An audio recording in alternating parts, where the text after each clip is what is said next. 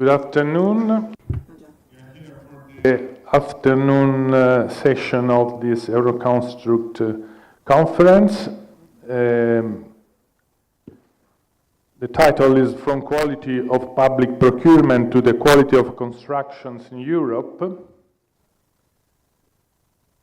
I speak Italian in the first and the third part of this session, while I speak English during the round table in the central part. We have linked here from outside 2,600 architects, Italian architects. La prima parte della...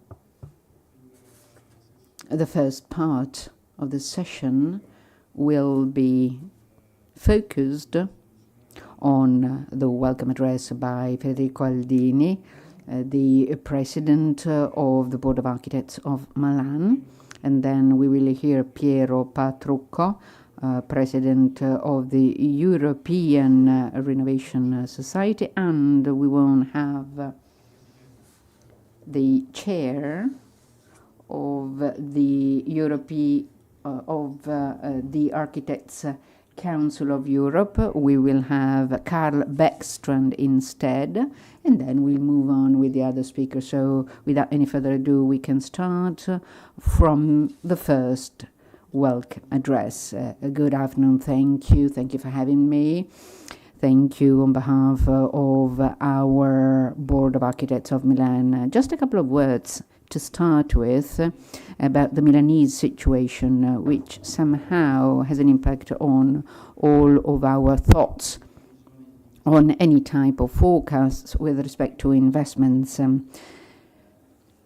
That is to say, all of the developments of urban regeneration that have been carried out over the last few years. Over the last few years, Milan has been characterized by a number of transformation of former industrial areas with specific actions on the industrial fabric, the existing industrial fabric, and all of these interventions have been done in compliance with environmental sustainability guidelines and standards, and well, essentially this has been going on for almost 20 years.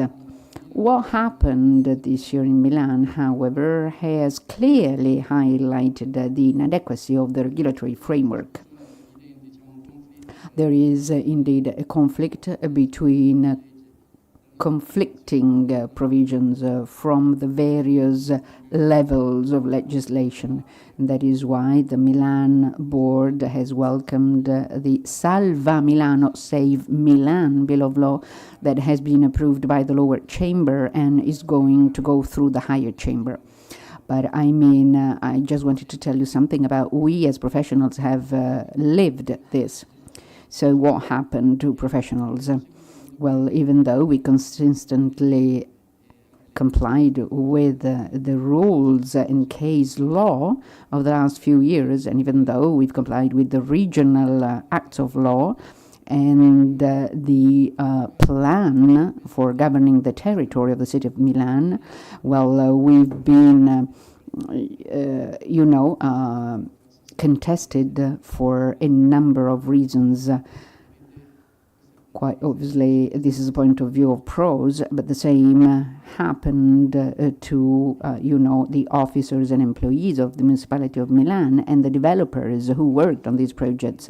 The evolution of zone planning is based upon soil consumption, so we have to avoid expansion on free land, and we have to work with urban regeneration. Our Lombardy regional laws are clear on this and encourage this type of actions with the simplification of the regulations and a reduction of construction contributions. And these are the very tools which are effective in order to do the so-called urban regeneration. And, we have been accused and challenged in court for that. And we've been challenged on many points. And the Salva Milano finally clarifies these aspects in the case of projects with a height of over 25 years and more than 3 cubic meters per square meter. Well, they're not subject to mandatory regulations if they are in urbanized areas, save that the local plan provides for something different. And as regards renovation, it clarifies what it comprises. And we found a paradox. It was not necessary to clarify it because Article 3, subsection 1 of the DPR is clear on what can be done in terms of renovation. And it says that as part of the building renovation, there are demolition, reconstruction of existing buildings with different shapes and different types of volumes and surfaces. So what remains of the pre-existing building? What do we expect? Having said that, it says that in the cases provided for under the current regulations, the volume can be increased in order to improve urban regeneration. So we have not invented anything new. This was the object of the projects that have been challenged. The changes to DPR 380/2021 from 2013 on encourage urban regeneration by preserving existing volumes that can be demolished and renovated with different intended uses and shapes. And the approval of this act of law, according to us, shouldn't be taken as a point of arrival, but as a point of beginning. And all that happened in Milan and all that is happening here in Milan, and this has been going on for over 1 year, and now unfortunately it has come to a standstill, has highlighted important gaps in the regulatory framework, and so it is increasingly fundamental to rewrite some acts of law and statutes and simplify them. And it's certainly necessary to work on an urban planning and zoning act of law. What we have now dates back to 1942, but it's outdated. And even more urgent is to rewrite once and for all the single consolidated Construction Act by revising the qualifications of the interventions and introducing what had been attempted some years ago with the regional law, but then it was discarded because it was considered to be anti-constitutional. I'm talking about the construction replacement with the demo reconstruction of existing buildings. And so without a final clarification and a rewriting of these rules, it's going to be complicated to think that we will be able to achieve any goal that we may set. Thank you. Thank you, Federico. Thank you, Mr. Chairman. Quite obviously, these are very practical concerns, other than the scenarios that we will outline this afternoon. And thank you for pointing them out. You, as President of the Board of Architects of Milan. I mean, what you said refers to the dramatic situation of Milan, but then this applies to the whole country. Because, like you said a moment ago, this has an impact on all levels of legislation. Thank you, Federico Aldini. Now, Piero Petrucco, who is the president of the European Association of Constructors. He will be talking about constructions as a driving sector towards innovation, economy, and social equity. Inviting me on this very interesting meeting. I will switch in Italian for the intervention, as agreed with Bellicini. Grazie. So thanks, and thanks for having me. I am president of FIEC, the European Federation of Construction Companies. It is an association of associations. We have 28 member associations, European associations, and so I believe that, well, this is the perfect venue for me to speak to you. It's a perfect place to tell you what we are trying to do in this phase. It's the beginning of a new parliament, of a new commission, and so I'll be focusing on the main topics we're focusing on, and I'll start from what we've just started to work on as part of our group. For sure, the two most interesting topics are connected with the new procurement directive, and they are included in the letter from the new commissioner. And the other topic is that of housing, affordable housing, to be more precise, and it's under the responsibility of the Danish commissioner, and we have to see how exactly it's going to be implemented.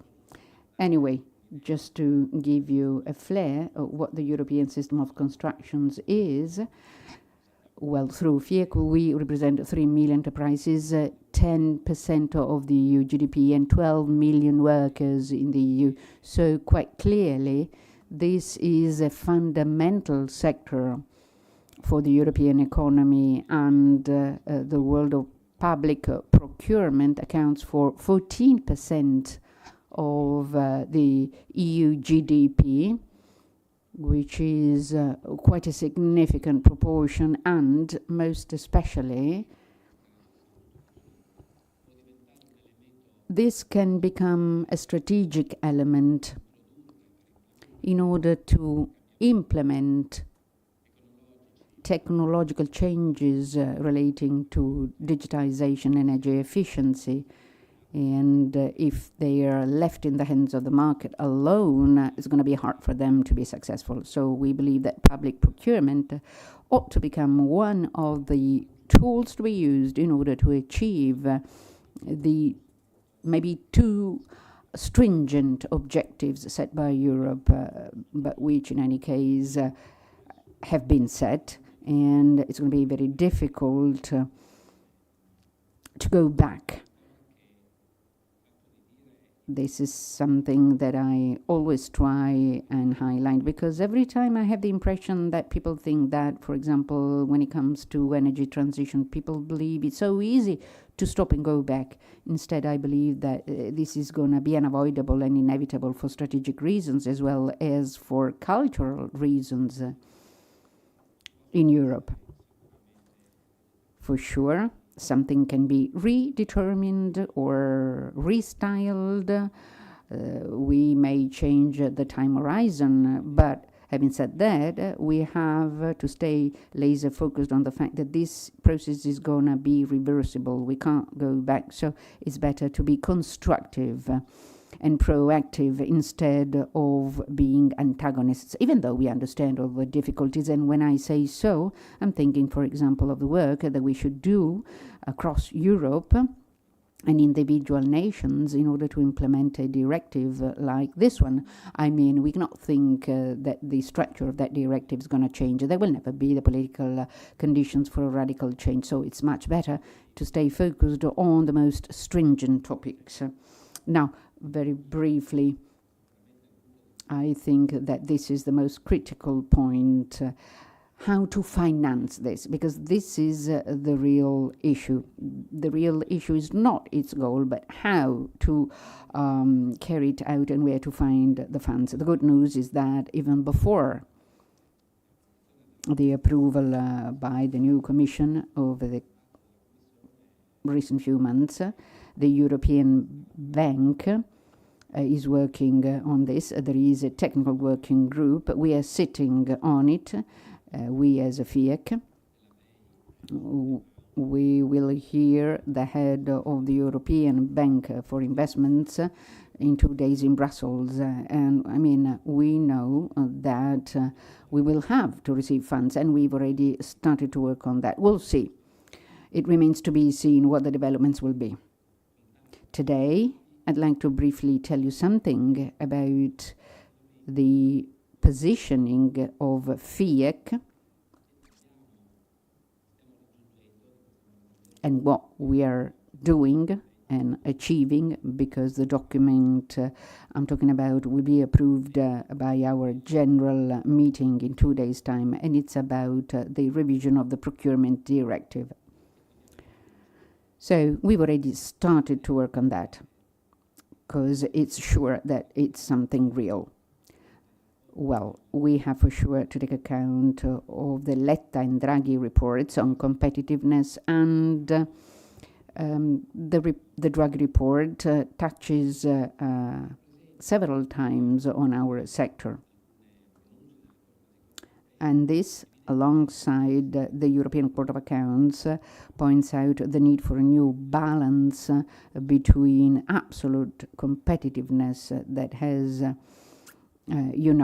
animated the latest directives and the very strong deregulation that has come into being after COVID, and also in the management of Next Generation EU. So I think that this is one of the topics, one of the issues to come up with a balance between these two poles. The Court of Accounts has expressly pointed out the lack of publicity and transparency in the direct procurements, which are more and more frequent. And by the way, our association has data on Italian procurements and shows that this is the case. And there's also a study done by the Bank of Italy.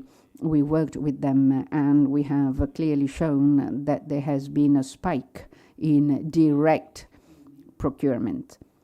And so now we are trying to understand whether this is the way to go, or as an alternative, how to tweak this trend to come up with a new balance. Another topic that is connected with that, and that is, according to me, interesting for those who, like me, have always lived in Italy. So it's interesting to see how some problems are similar across Europe, like the theme of housing.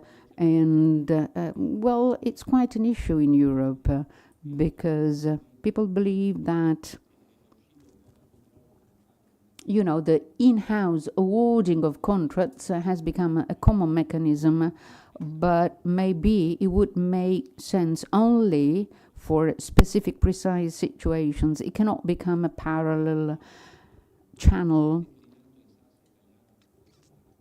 as transposed in Italy, and we have many utilities here in Italy that are a spin-off of public entities. So it's just, one more way to avoid the mechanisms of publicity and transparency and opening up of the market.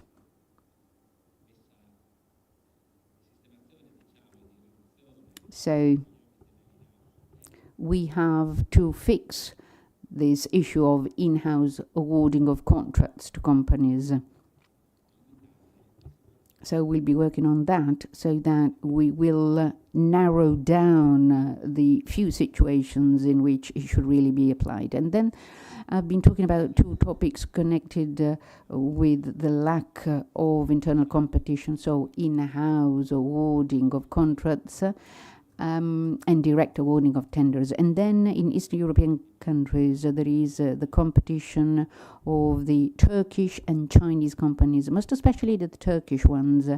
They've become more penetrating in Italy recently, because the Chinese did something, but they were not so successful. They have been awarded tenders in Croatia, but they were not so successful. Instead, the Turkish companies are creating huge problems, most especially in third countries. And this, again, is connected with the Draghi report. Just to give you an idea, the largest Chinese company has sales of 282 billion, which is the same amount as the total Italian public investments, 1.2 times, to be more precise. So we believe it is unavoidable to adopt regulations of commercial defense for the construction industry, because there are a number of situations in which this could become problematic. And the debate on the reconstruction of Ukraine in which our federation has always been committed with a task force comprised of all of the supply chain associations like EPCA, the engineers, the architects, the automotive manufacturers, and the representatives of the Commission and of the Parliament. So we have these meetings every 2 months. There are updates. We met in Warsaw 1 month ago, and the issue of the Turkish companies is quite something, because right now the Turkish companies are already present, but they also have security and safety issues. I hinted at the review of the directive, which is expressly provided for in the mandate of the Deputy Chair Séjourné, and with whom we are trying to put together a first meeting. We've understood that it's not going to be something in the short term. Maybe it's going to be at the beginning of 2026, so there will be a preliminary period during which it will be interesting to understand exactly what to do. One first topic that we've already talked about and on which all of the countries agree is that we want to maintain the instrument of the directive, because we heard about a regulation, but a regulation would be much more stringent and the member states would be less independent, and we believe that on this topic the regulation might not be the most suitable instrument to be used. A moment ago I said that we strongly want to use the directive to promote the social and environmental agenda, and it is a political decision.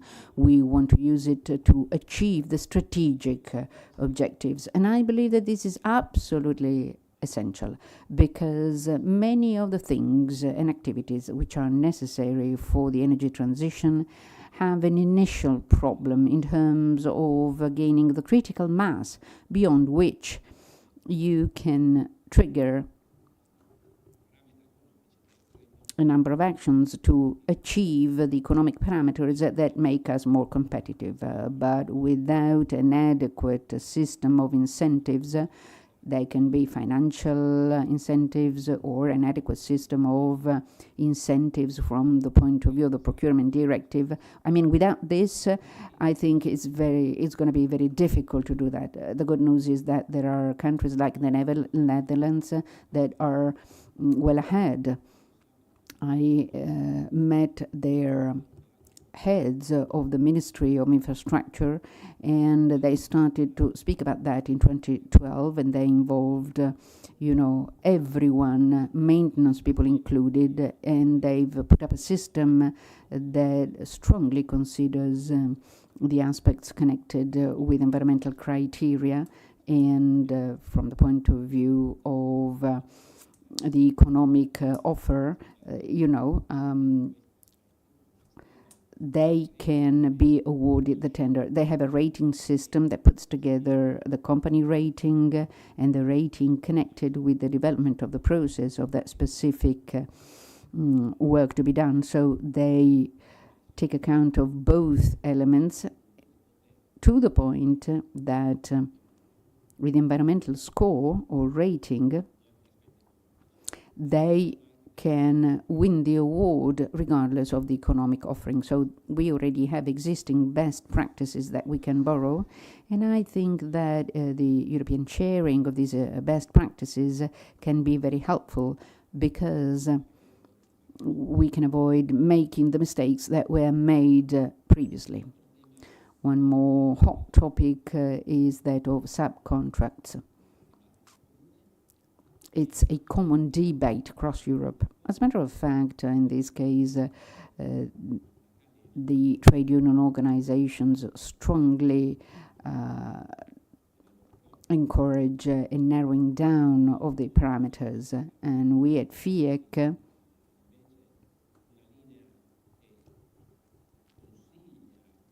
have decided to advise against narrowing down the subcontracts, because they are very important for the SMEs, and they are the backbone of Italy, and more or less also for other European countries.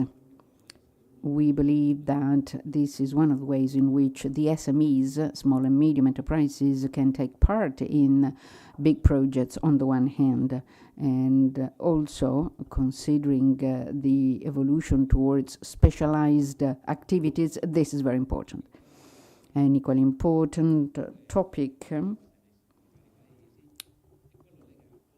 is connected with the importance of public-private projects in the directive. In terms of motivation, I mean, all European countries agree on the importance of this. With the Stability Pact, all of the big countries, France, Italy, and Germany, are starting to have, sizable indebtedness. We are no longer the only ones in Europe to have a sizable indebtedness. So if we consider the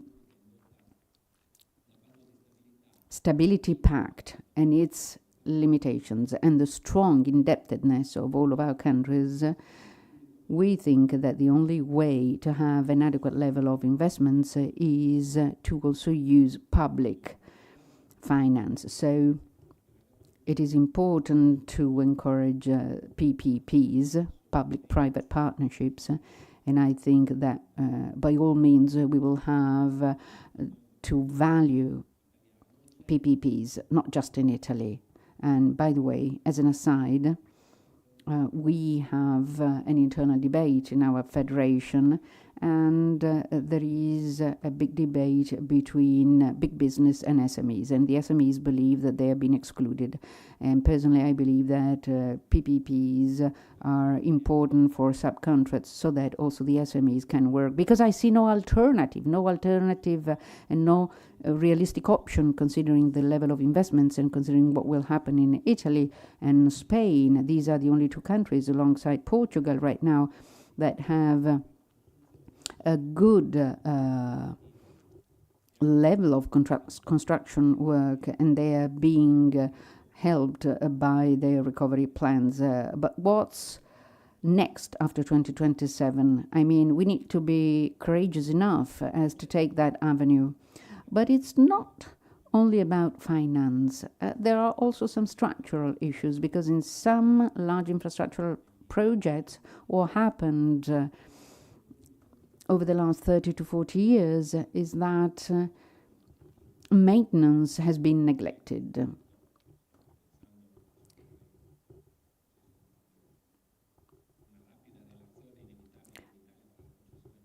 Quite obviously, we have to consider what happened in Italy in one specific case with Autostrade, but in a healthy PPP business plan, maintenance is one part of the business plan, and it has adequate room from the beginning. In no public work is there, €1 earmarked for maintenance of a bridge, for example. Instead, with the PPP business model, this does not happen. Then there is the issue of digitalization, but I believe that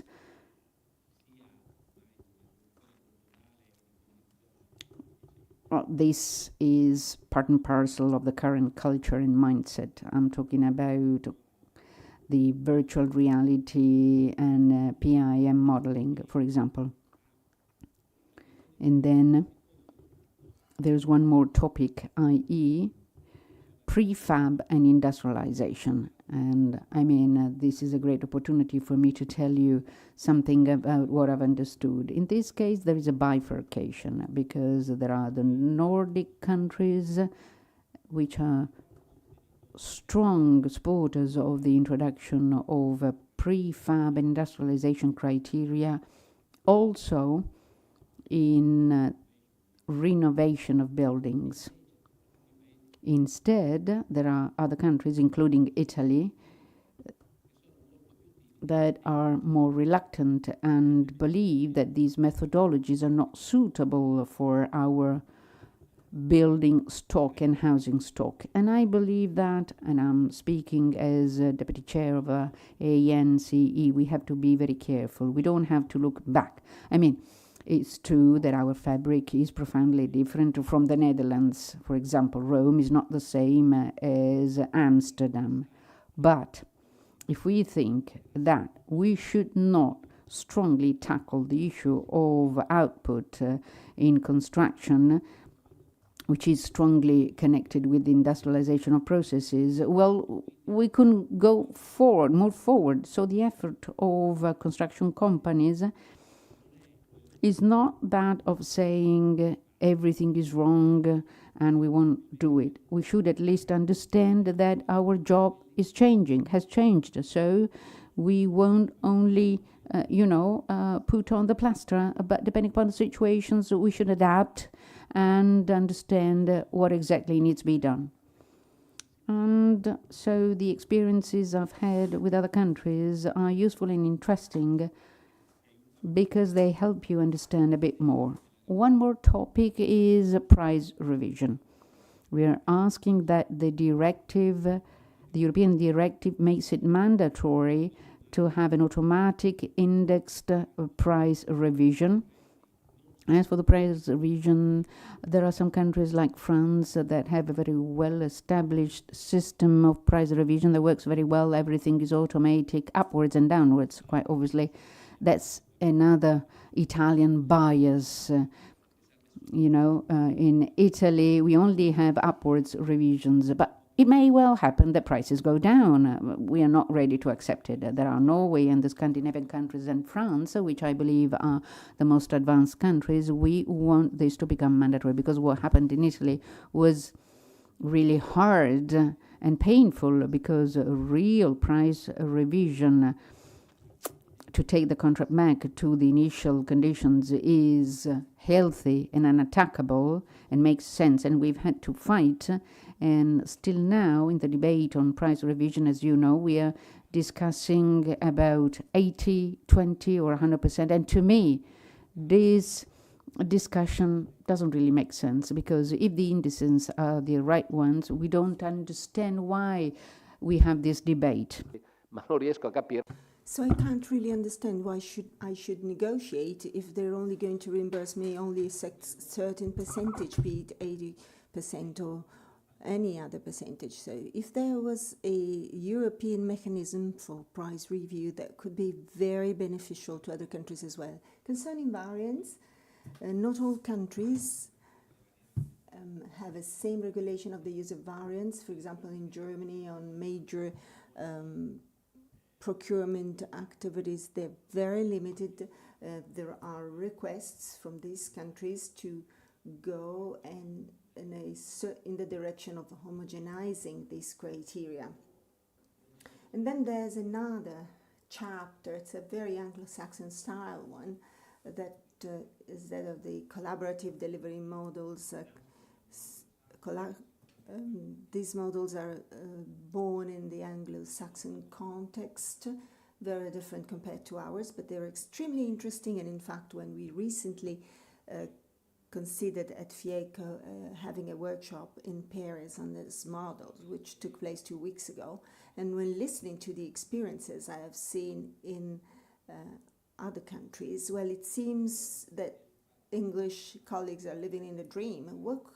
We could be living in a fantastic dream if all the operators, professionals, businesses, public administration would be capable from the very initial conditions to regulate all the different phases and remunerating the right amount each single phase so that certain processes may occur. Why is this indispensable? Because the complexity level of our companies and our administrative structures is not can't realistically decrease. So thinking of a radical reduction is very hard instead. So there are projects that are quite complex in terms of institutions involved, for example. So the collaborative agreements would be the most efficient approach of all. But of course, a lot of major step forwards have got to be made. It's a cultural challenge that involves the institutions, enterprises, and professionals that requires a high level of collaboration in each single phase of the process. And these can't be given for granted. We're going to work hard on this, and Anchi and I have decided to hire, to raise the bar.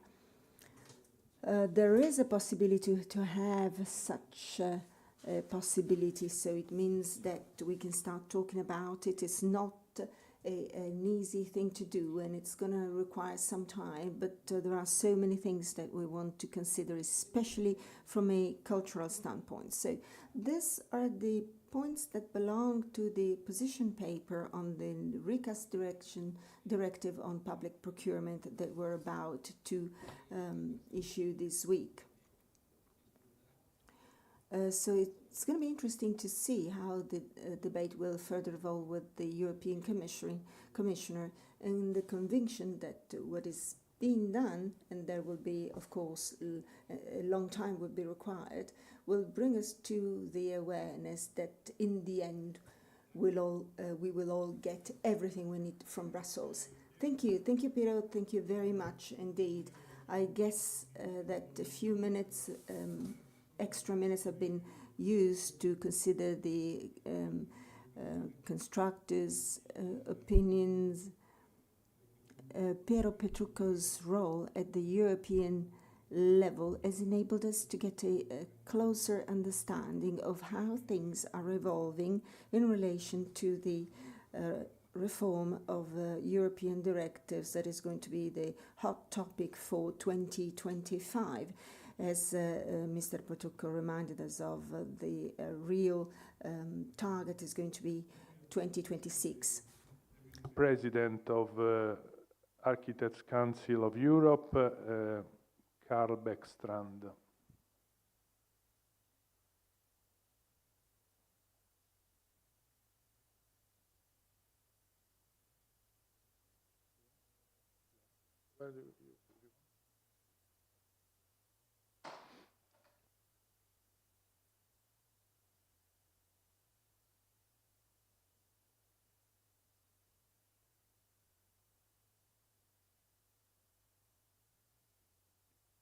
Here we go. So, thanks for this invitation. And first of all, I'd like to send Ruth Schagermans, the president of ACE, regards to you all. And she is really, really sorry she couldn't attend this afternoon session. Hopefully, we will meet her tomorrow. So, I believe bringing different disciplines together, as of today, is a main thing for driving the development and improve quality in public procurement. We need to get out of our silos and talk even more interdisciplinary. Having listened this morning to the very interesting studies on where the market comes from and where we are heading, shows that the industry have some big challenges, but still quite resilient. We have managed to come through a major unforeseen pandemic and entered a situation with even bigger geopolitical uncertainties, like the invasion of Ukraine, Middle East conflicts of a scale we haven't seen for decades. And still, we must keep a focus on the long-term sustainable future. Talking sustainability in all aspects. Environmental sustainability in its broader sense, not only about climate, also biodiversity. It's the social sustainability, how to contribute to a safer and more just society. Affordable housing is one critical theme that we in ACE is addressing very strongly right now. Economical sustainability, how to make it profitable in the long run, not to be forgotten for us as businesses. And I also like to add a fourth part of sustainability referring to the cultural sustainability.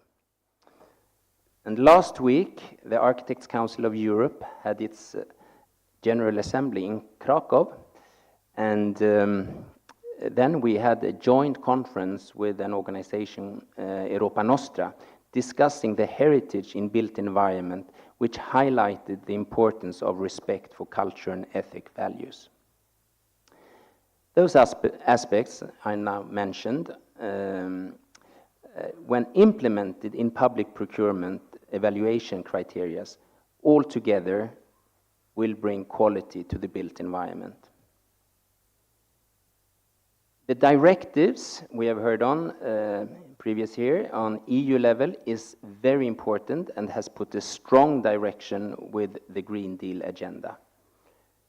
And the new Commission, confirmed last week by the Parliament, I understand, will have, as we also heard the previous speaker saying, a highlight on a strong focus on how procurement and competitiveness will be achieved. And this should hopefully enhance a green transformation based on quality. But directives is not enough to secure sustainability and quality in procurements. It's critical how it's being implemented on a national level and further on what's added on local level. And most important, and here I have experience from my home country, Sweden, is the strength when companies and businesses with ambitions and responsibilities are taking initiatives to a transformation of the industry. This, I think, will be specifically needed when it comes to a topic like circularity. Here we will need new supply chains, needs to establish new standards, insurance issues, etc. Digitalization has been mentioned, and innovation is needed in business models too, I believe. So, if we, to manage this, I strongly believe in that we continue talking cross-disciplinary. So, quite short now, I'd like to finish this with once again thank the Italian Council of Architects and Cresme for organizing this conference. Thank you. Thanks a lot. Mr. Beckstrand, thank you. Continuiamo con... We shall continue now with a series of contributions and representation of the different boards of the professions, of the technical professions. Tiziana Campos, Council and member of the National Council of Architects. Please, you have the floor.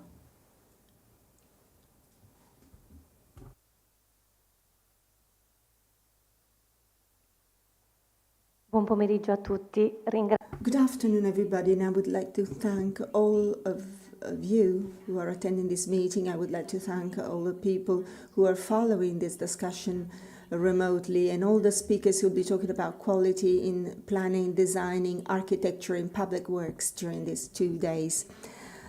President Cruzi has delegated me to talk here as a person responsible for the Department of Public Works because Mr. Cruzi couldn't attend due to personal reasons. So I'd like to greet you all on behalf of our National Council.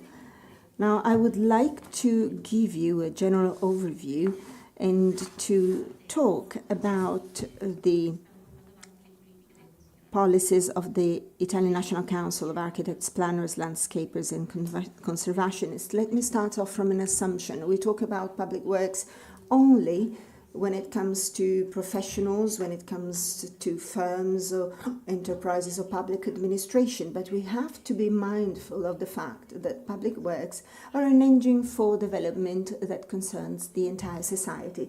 So every single project, every infrastructure, every single work is not just limited to responding to a technical need, but impacts on the quality of life and sustainability of our supporters. So when talking about public works, we think of designs, projects, tenders. Behind every single work, there's a social impact. A well-conceived school is not just a building, but it's also a place where we decide how the future of our country should be configured.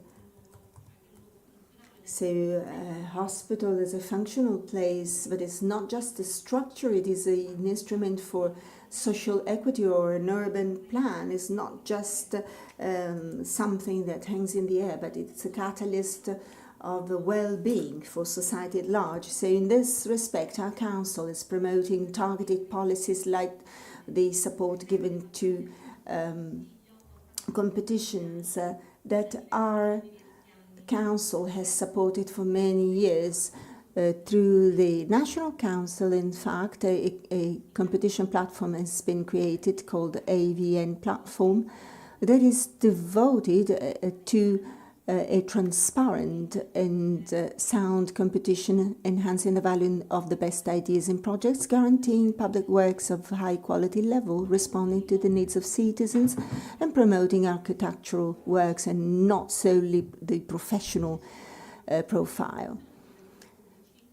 The process should therefore involve the technical stakeholders, but also civil society at large, and our council is committed to promoting active participation policies so that citizens can contribute to defining the priorities and design choices. Therefore, such competitions are a concrete example of how a dialogue can be created between professionals and the community, making the citizens become the stakeholders of change.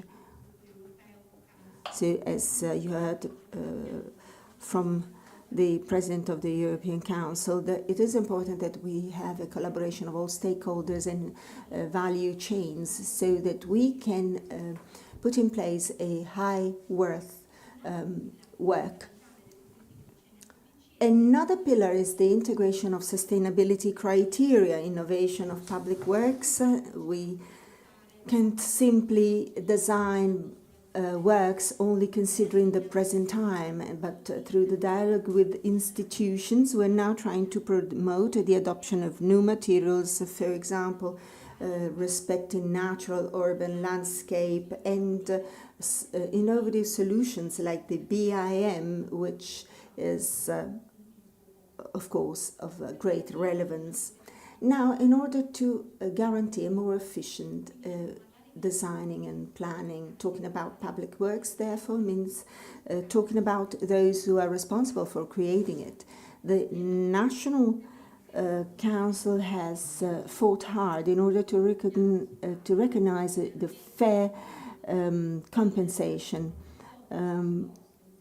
It was approved last year with the Law Decree 36, so Law 49 dating 2023 on fair remuneration is essential in order for professionals to work in dignifying conditions and offer a high quality service, because the quality of the final result can't be detached from a fair treatment for those who, with dedication, contribute to its realization. So fair competition means good planning and quality works.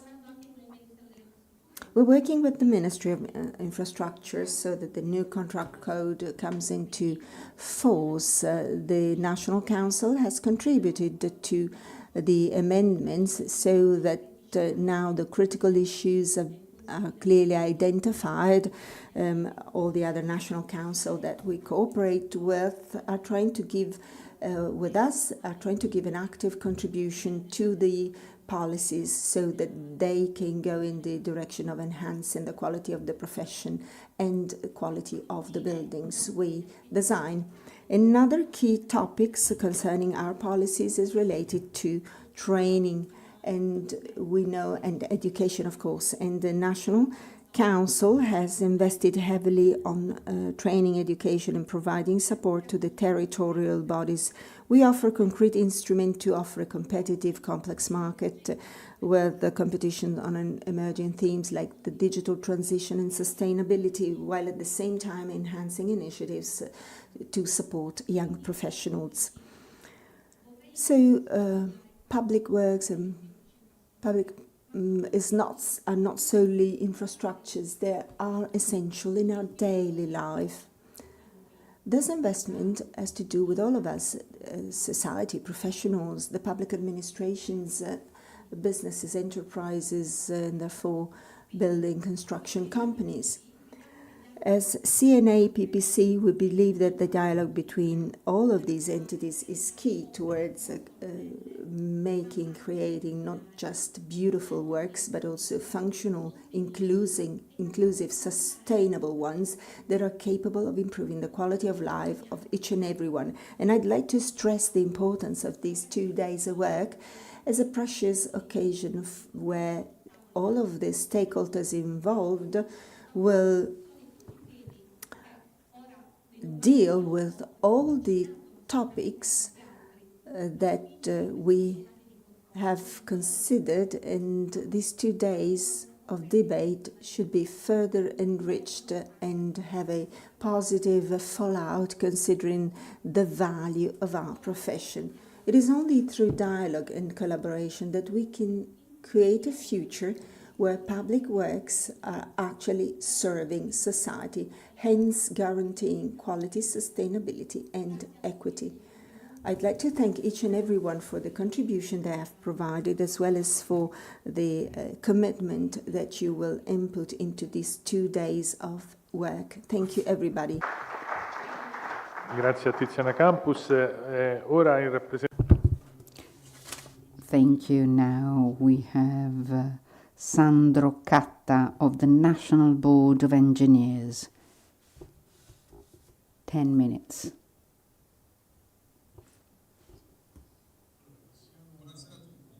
Good afternoon, ladies and gentlemen. Can you hear me, says the speaker? Yes, we can. First of all, I'd like to wholeheartedly thank you for having me here. I participate in the name of the National Board of Engineers, and quite obviously, I'd like to send the regards of our President, Domenico Perrini, and of the entire National Board. Our President is recovering from some health issues, and that is why he asked me to replace him in this meeting, in this discussion, which is most welcome, by the way, including because I've been given some powers so to do by the National Board. In particular, I have been asked at the beginning of my term of office to deal with public works, BIM, and the minimum environmental criteria. So 3 areas that are very interesting and very important when it comes to the proceedings of your meeting. Amongst other things, it is a great pleasure for me to speak here in consideration of the many efforts carried out over the last few years and months by all of the architects, and in particular with your President and with Tiziana Campus, with whom we have worked on many ideas and many actions, speaking as one, I would say. For public works, this is a moment that is very important because more often than not they express the guidance of the public administration on private tenders. And when it comes to public works, this is a particular moment because, as you know, we have a code of contracts that was implemented 1 year ago. It entered into force 1 year ago, and now we are discussing about some changes to the code.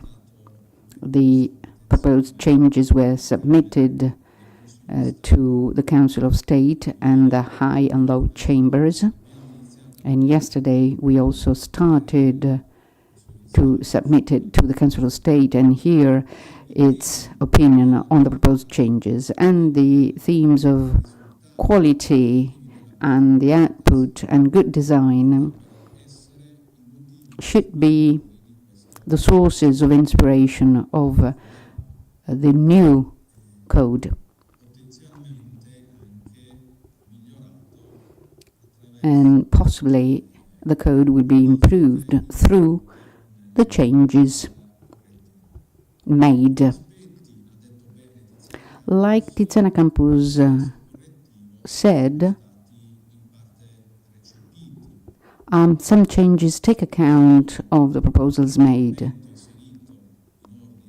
For example, a clarification on the application of fair compensation. We're not fully satisfied with it, but I mean, objectively, it is a step forward towards recognizing and acknowledging the complexity of public works,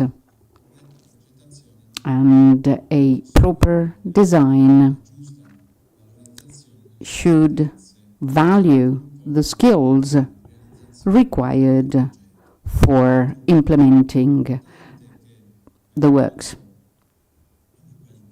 And then, talking about the quality of our works, it is important to acknowledge that the professional qualifications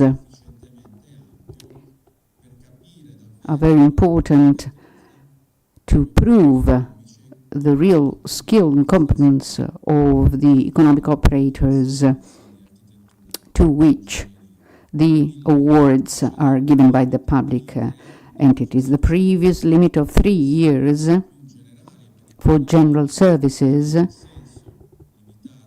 made sense, but I mean, objectively, this 3-year period couldn't represent the design skills of architects and engineers and of all the professionals and technicians, because we know that it takes quite a while for public works to become a reality in our country. So 3 years cannot take account of all of their skills.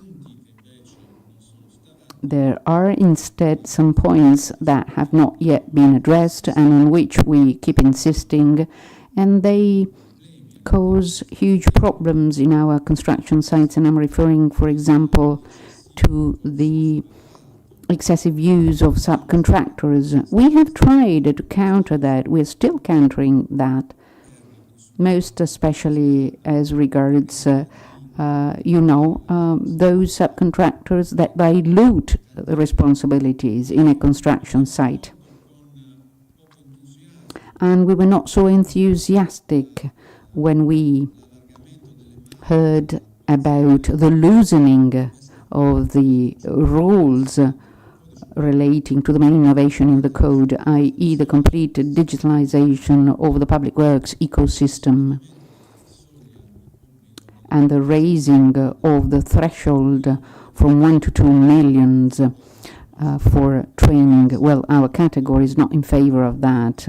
We are fully conscious of the fact that we are lagging behind, and the public administration, as well as many professional firms and very many companies, are lagging behind. But I mean, the solution should not be always looked for in delays and non-compliance with due dates. Instead, we need investments, and we need to also speed up training.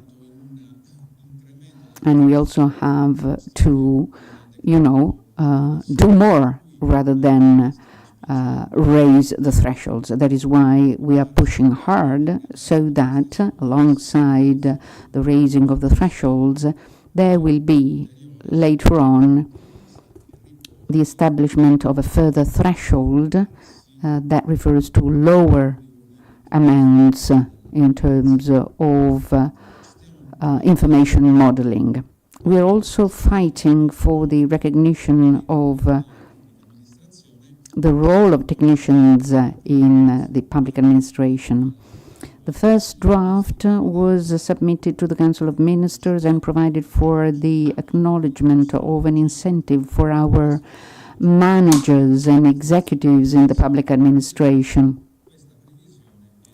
but this provision has been crossed out. That is why we are insisting so that the novelty that was introduced by the first draft will also be introduced in the final version. I'll close by telling you a couple of words about our commitment on quality. And quality can only come from competence and skills. As you probably already know, we have a competence certification agency that over the last few years has been working very successfully as to that, quite obviously not just with respect to the profession of engineers, but I'm also referring to the certifications useful for other competencies. As a matter of fact, we have an agreement with Itaca, Impresa Clima, and we have certifications for eco-designers, and they are our colleagues who are experts, and where the public administration provides for green procurement.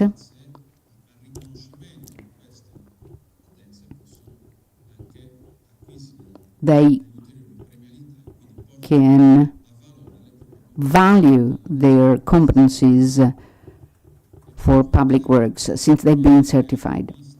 And in view of the coming into force of the digitalization of public works, we have also implemented the offering through the BIM skills certification. We have, for example, the BIM network and the BIM specialists, and these are our professional colleagues who are certified, and they've understood that through certification of their skills and competencies, they can value their profession so that they will be more recognized, not only for public works, but also for private works. So, once again, I'd like to thank the National Board of Architects for having me here. It's been such a pleasure, and I confirm to all of you that we are most interested in increasingly collaborating with you on a steady basis so that the technical professions will be able to have an impact on society in our territories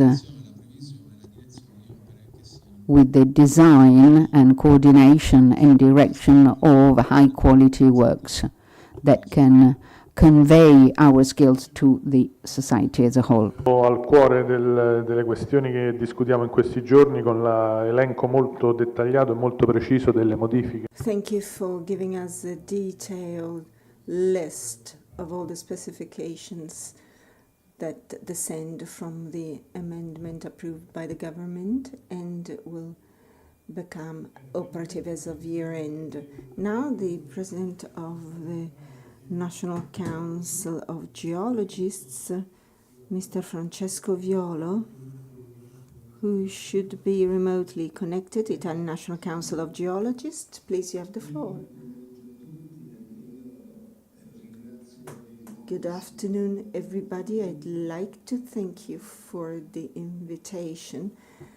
As any other technical profession, and the National Council of Architects and us are collaborating, as you heard from my predecessors. We have collaborated during the initial phases as well as during the phase of amendment of the contracting, especially engineering services and architecture, with the final objective of guaranteeing a high quality design, because without it we cannot have safe, sustainable, environmentally compatible quality works. The new Code of Public Works highlights a new form of policy where the central role is the central issue is that of the result. Result not only in relation to the awarding procedures for an engineering service, for example, or a technical service, but rather be something that follows up the design phase with the quality result on the basis of the design activity. We have seen during this phase, we have seen some critical issues in the new Code of Contracts in relation to the topic you're dealing with right now.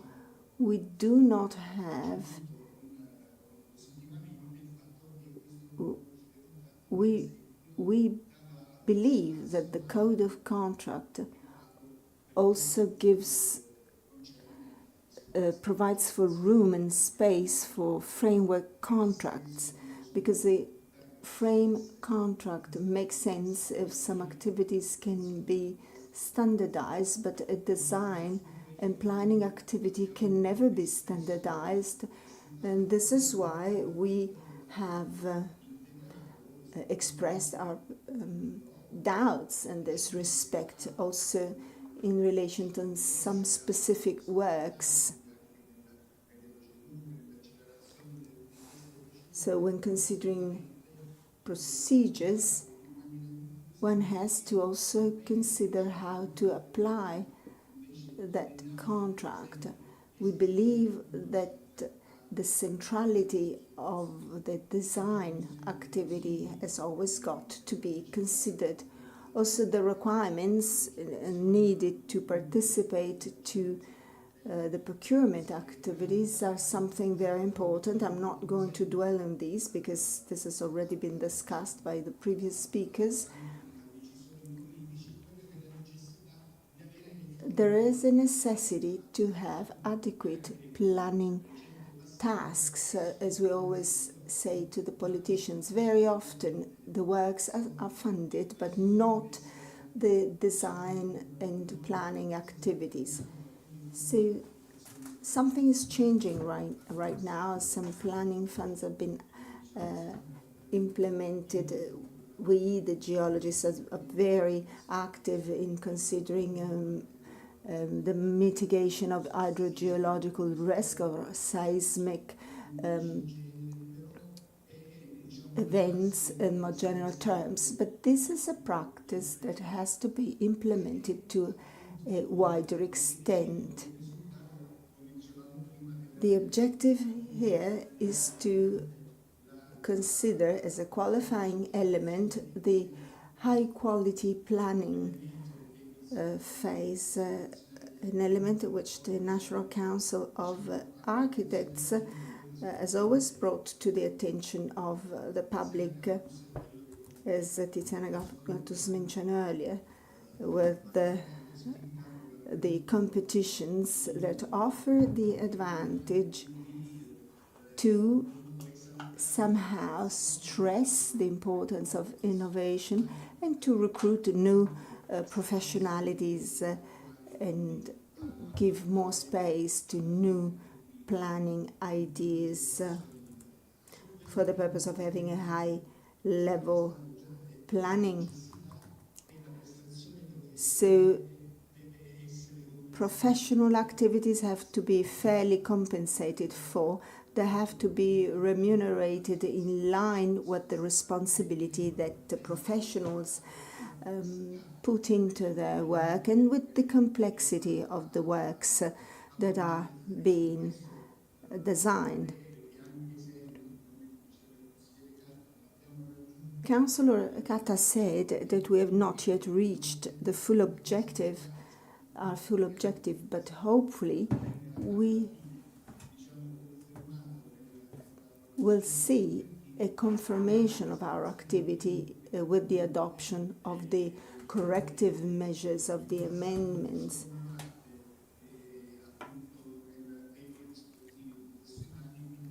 So, as of today, we would like to see a fair compensation for our activities, which is one of the conditions that make it possible for designers and planners to carry out their activity in a quality setting.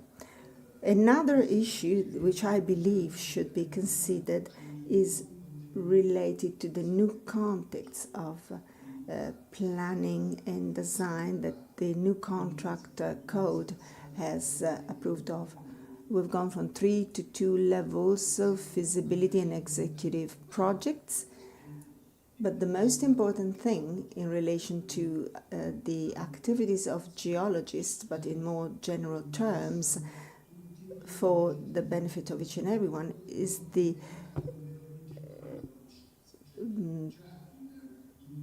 project, the knowledge project, or all the different facets that we have to consider for a work in geomorphological conditions, environmental, social, economic contexts. They have to be very well evaluated during the economic feasibility phase, whether you go to the feasibility phase or you then participate to an integrated competition. But before we get to the technical economic feasibility phase, we have to consider the project alternatives, which is a phase where you have to carry out some preliminary surveys and studies, enabling you to have more design solutions and therefore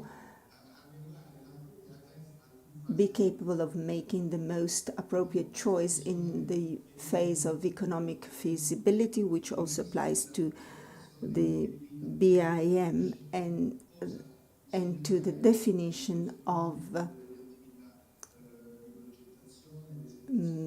and design of all the architectural services in more general respect. So I believe these are the most important elements on top of those that were listed previously. I'm not going to repeat. So I'd like to thank you very much for inviting me, and we are willing to continue to talk about this very constructive issues and this very constructive collaboration with the National Council of Architects, Planners, Landscapers and Conservationists in order to bring our request further forward. We know that Europe in this historical moment sees the importance and centrality of all these topics. Thank you very much to Mr. Violo. Now we have a study of CRESME with the CNA PPC. The director of CRESME is going to talk about it. Is the result of planning and what happens after project validation with the president of CNA PPC. Buon pomeriggio a tutti. Thank you. Good afternoon, ladies and gentlemen. First of all, I'd like to thank the National Board of Architects and Euroconstruct for this collaboration that started in 1972. The idea was to put together the world of design and that of corporates, research and market surveys. This was the idea for these 2 days on these topics. We are presenting this study about the theme of design, and the goal was that of understanding how you can put together quality, which is such a complex topic, with other topics. We've decided to talk about the schools, but we will try to put it against the backdrop of public works in Italy. Italy is seeing an unprecedented booming for these constructions. These are the investments in public works, including non-residential and civil engineering areas. We're talking about the beginning of 2000, the beginning of the strategic plan of the so-called Legge Obiettivo, aimed to relaunch the infrastructures of the country. As you can see, there's been a market downturn, and it went down quite a lot. There was a fall proper. So it's a matter of whether we have enough funds to implement the projects. At the beginning of 2000, there were 33 billion euros for tenders per year, and this was almost halved in 2016 to 17.1 billion. But in 2014 and 15 in our country, there was a kind of redesign, so to speak, of a strategic framework for the development of the country.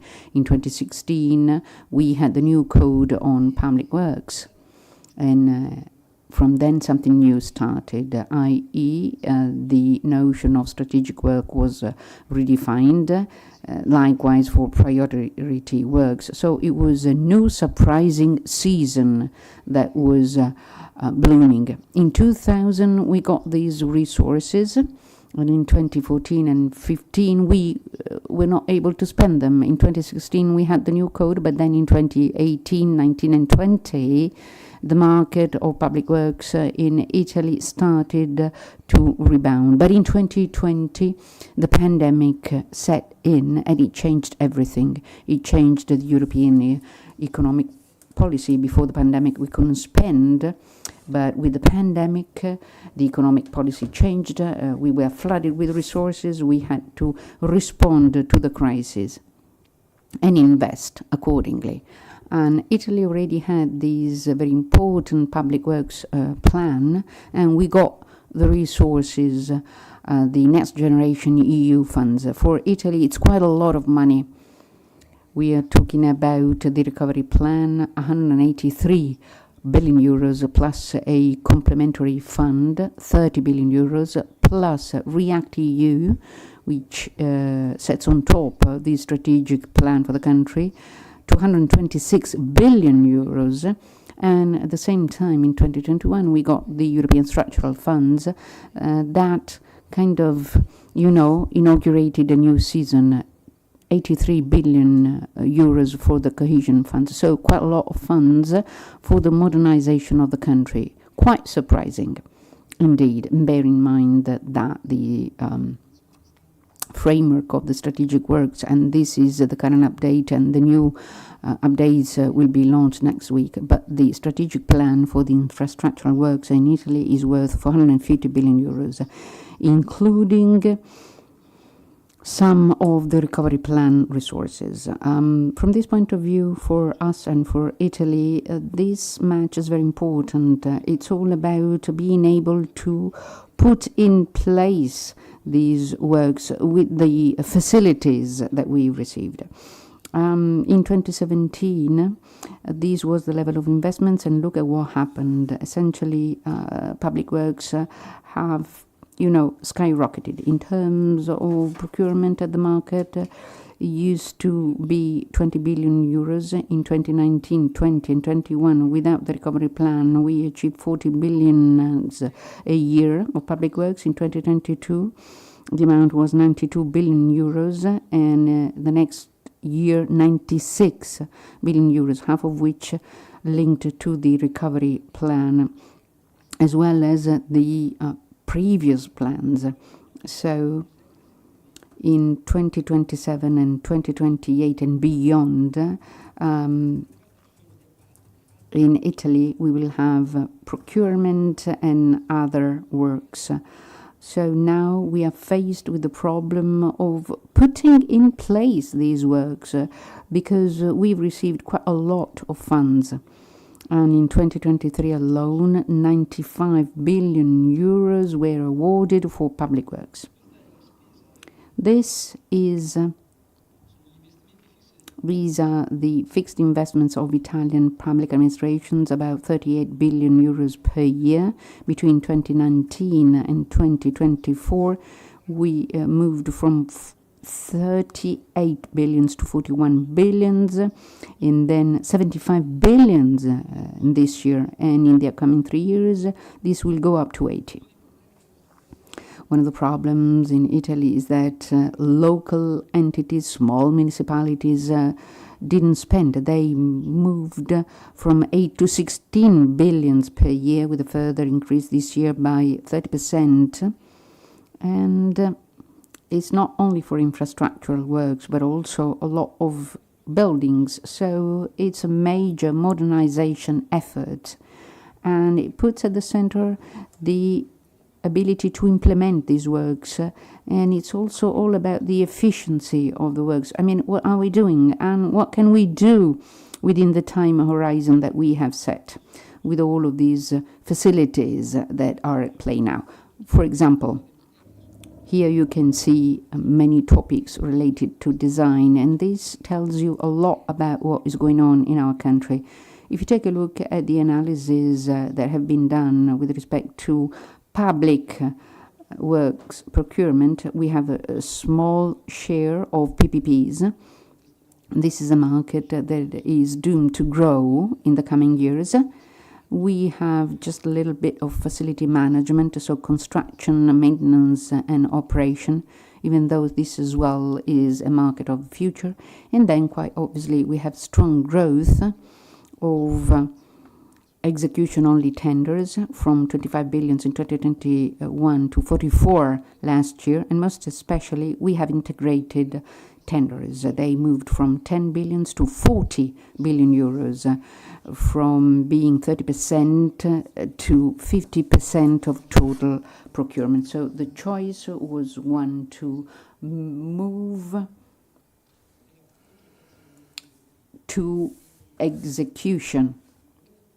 And this poses a number of questions connected with these huge facilities and the short time horizon for implementation. On the other hand, the ability to be efficient in processes. The world of public works today,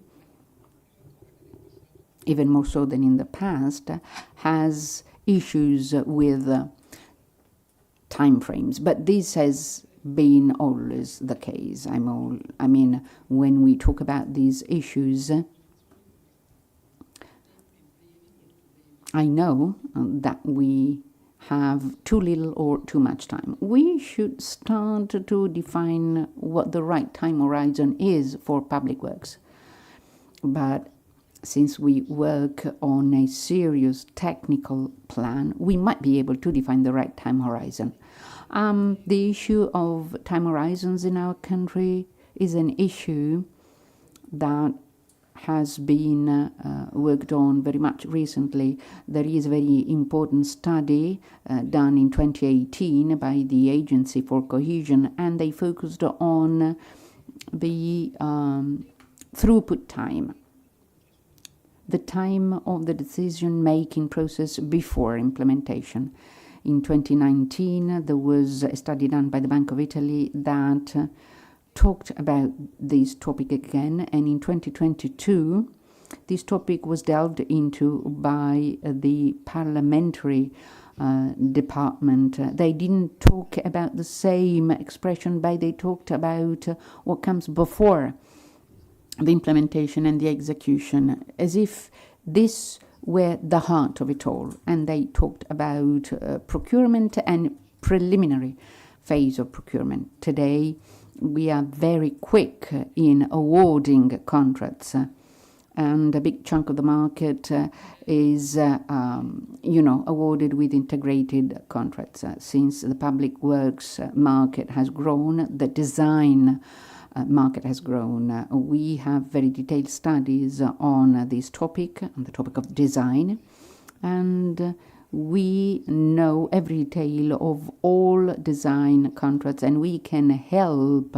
the contractors, and so we can help them fully comply with the framework regulations. And from 2016 to 2019, we've moved from 2,800 to 6,000, with a slight decrease from 289 millions for design to 3 billion for design. So public works in Italy are faced with this huge scenario, with a demand that comes from a major period of crisis.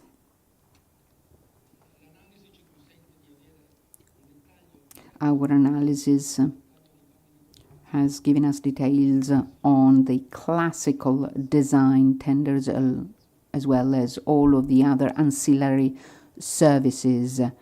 But in this case, we've not analyzed them.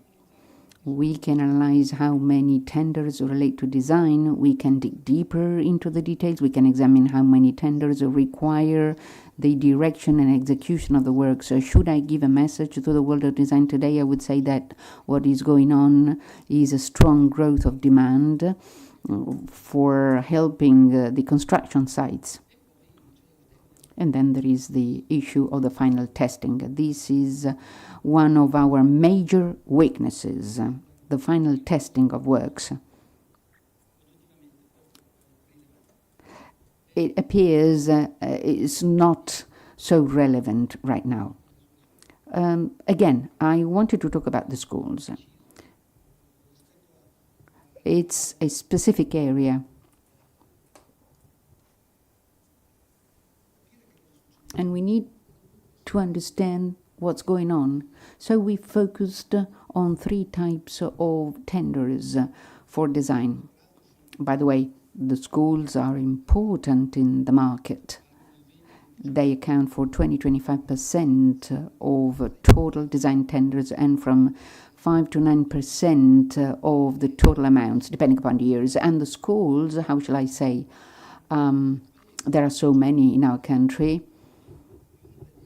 and they are a strategic asset in the recovery plan. And today, the market of schools is worth 1 billion, 1.3 in 2024, and the school buildings are outdated in Italy.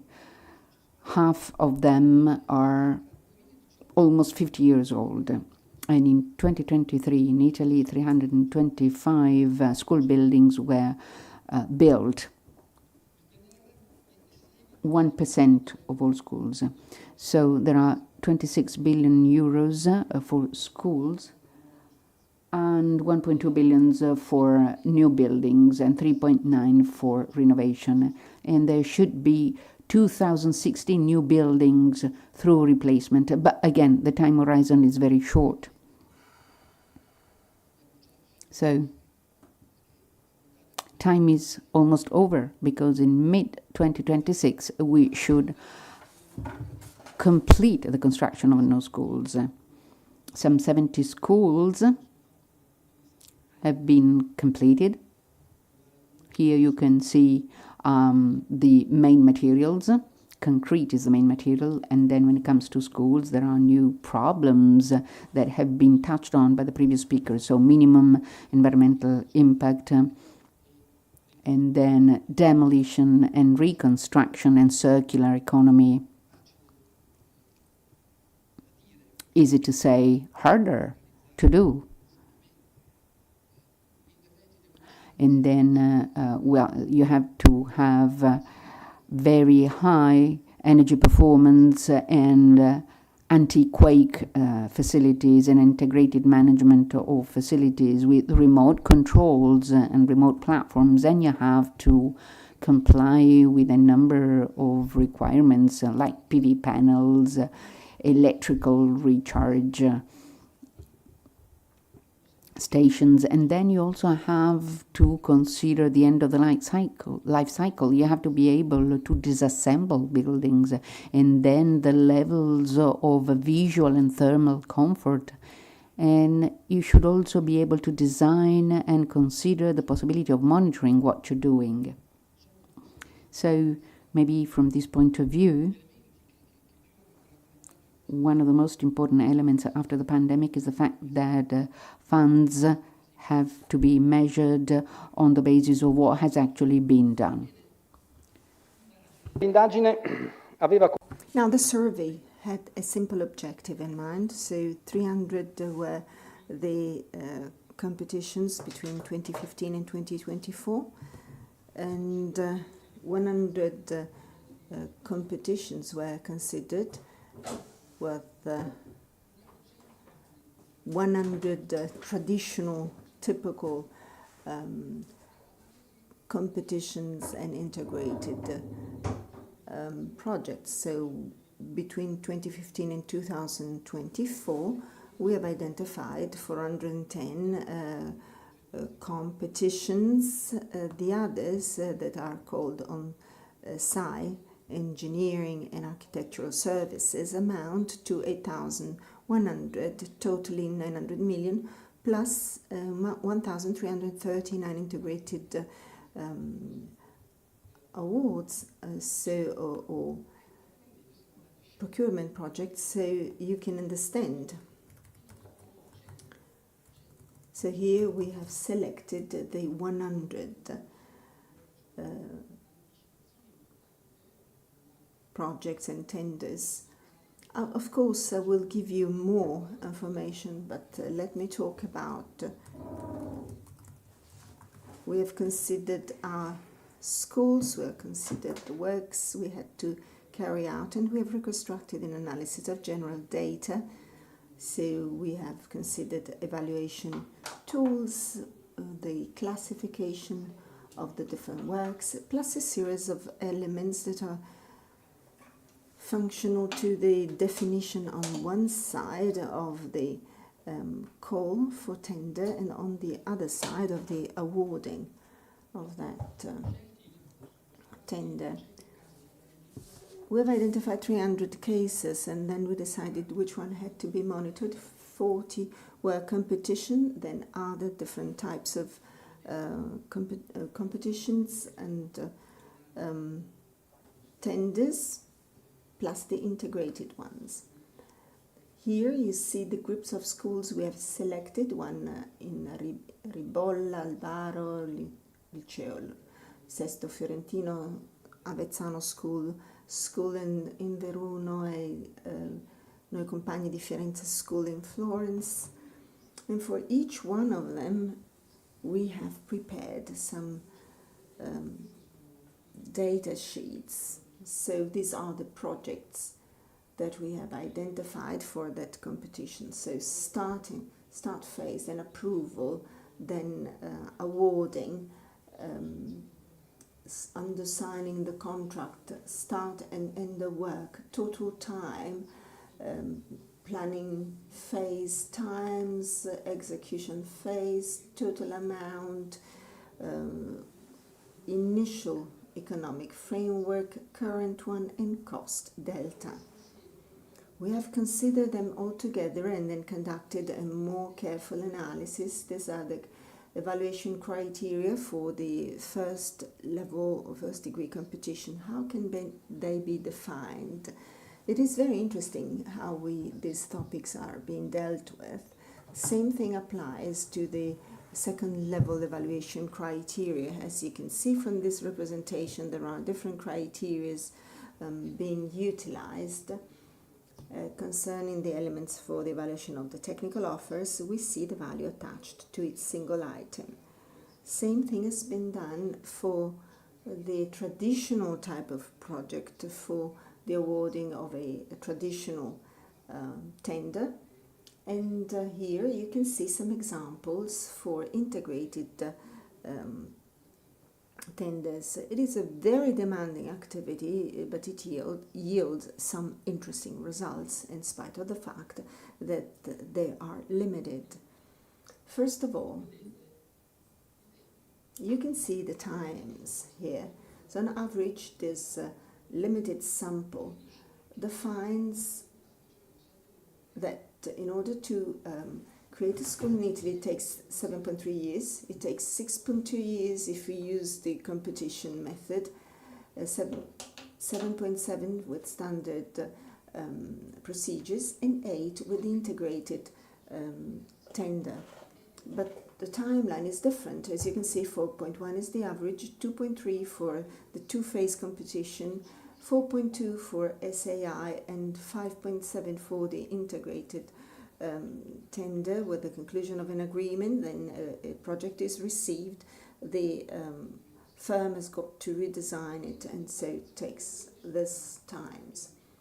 Then the execution, 1.5 years is the timeline for the tender, then 2.3 for the competition, 4.2 and 5.7 for the integrated one. So as you can see, it takes longer in this case. So we can draw some conclusions. The timeline there is, so you can see the sample, the analysis, but in the end, what we obtain are data that can be for which there is a demonstration, and the timelines is shorter for the SAI part, or 60% shorter than the integrated contract. Execution time are always longer than foreseen, 66% in the overall cases, 75% for the competition, 92% for SAI, and you can see the result for the integrated contract once the design phase is concluded. So 7 years, 6 years, 8 years. So in order to build one single school in Italy, this is what you need. This is what it takes. We then have the possibility of analyzing very briefly, in this case, the cost of the works, how much it was worth, how much it is actually costing. And you see here that we have gone through price variation phase, price amendment phase, cost inflation, and increase in construction costs that has surely not contributed to the very limited time that we have in public works. But in any case, here there's a possibility of entering into this market with a scientific approach and know how things will work out. Thank you. Grazie Lorenzo. Thank you, Lorenzo. It's a new research frontier. So it is really very interesting to consider the evaluation of the effects of different procedures.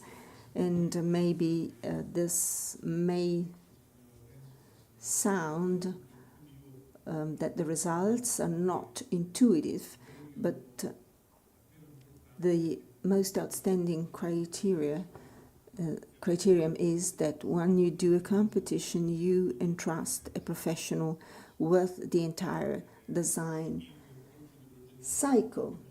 The competition legitimates the expert to carry out his work. There's a consistency level that wouldn't be there if we, for example, consider the empirical experience with the National Resilience Plan. The PFT is done by the public administration, then there is a final one that is done by somebody else. Then for the execution works, the building companies intervene and they have their word to say. So there is an internal, contrast, so to say, that do not facilitate a fluid process. But for sure, this is a first snapshot of the situation that we would like to go deeper into in future months. The title is a European Experiences Comparison on Public Procurement System in Austria, Croatia, Germany, Greece, Latvia, Malta, Poland, Portugal, Slovakia, Spain, Sweden, Switzerland. We have 13 speeches. We have to divide this round table in two parts, in two times. The first time will be seven people and 6 in the other. I call here Dubravko Bacic from Croatia, Karl Beckstrand from Sweden,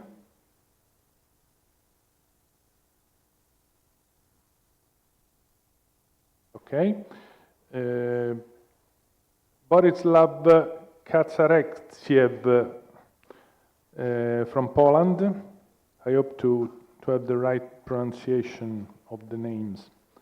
Daniel Fugenschku, Austria. Reto Gmur, Switzerland. Cornel Kobak, Slovacchia. E Anda Curcia, Latvia. Dovremmo essere 7.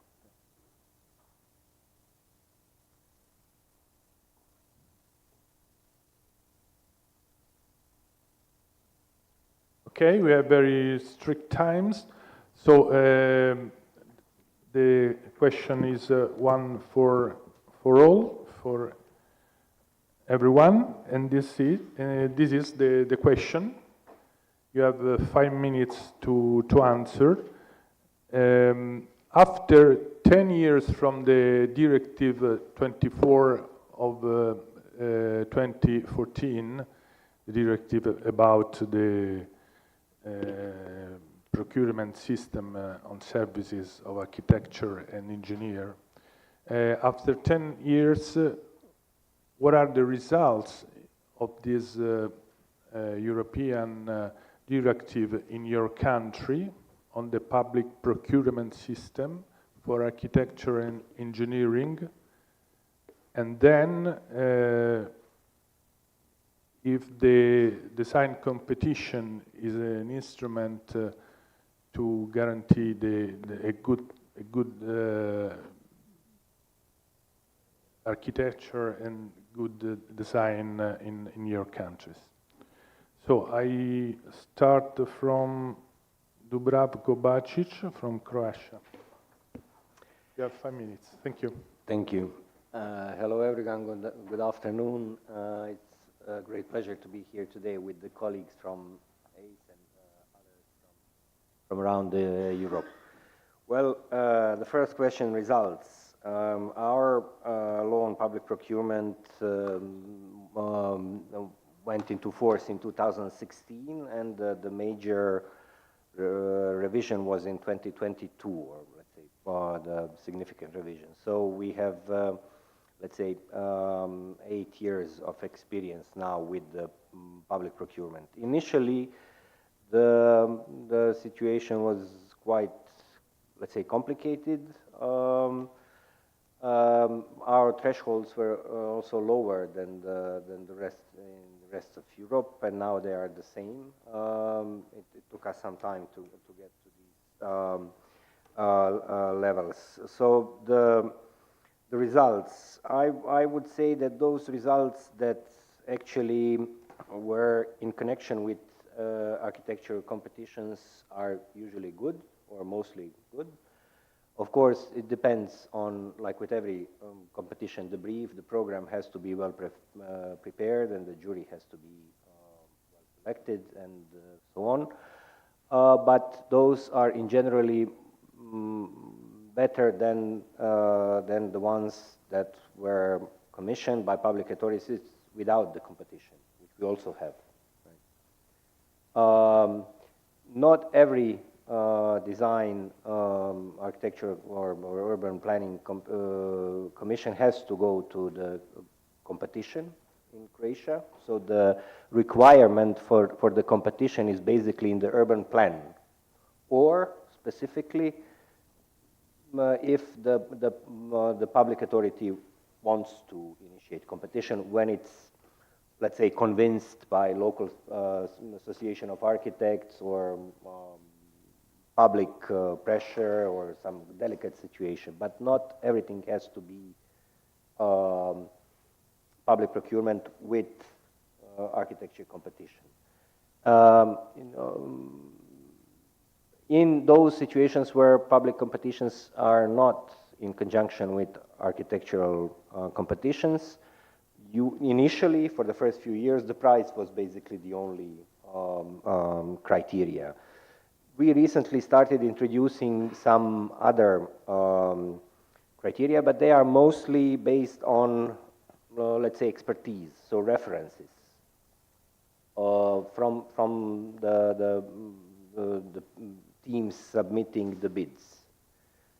Another problem that we have is division of the, dividing the work in 2 or 3 phases and going to public procurement with each phase, which is basically against the public procurement, but somehow our public authorities still do that, mostly because they don't have always initial funds for the entire, if we speak just about project documentation. So they start with preliminary design this year, and then in 2 years they will commission the development of the project. Other problems that are really important, and where I think that chambers, orders, even we as ACE at the European level should try to do more, is that not every public authority has the knowledge or people or skills to organize especially when it comes to trying to introduce some quality criteria in public procurement when it's not architectural competition.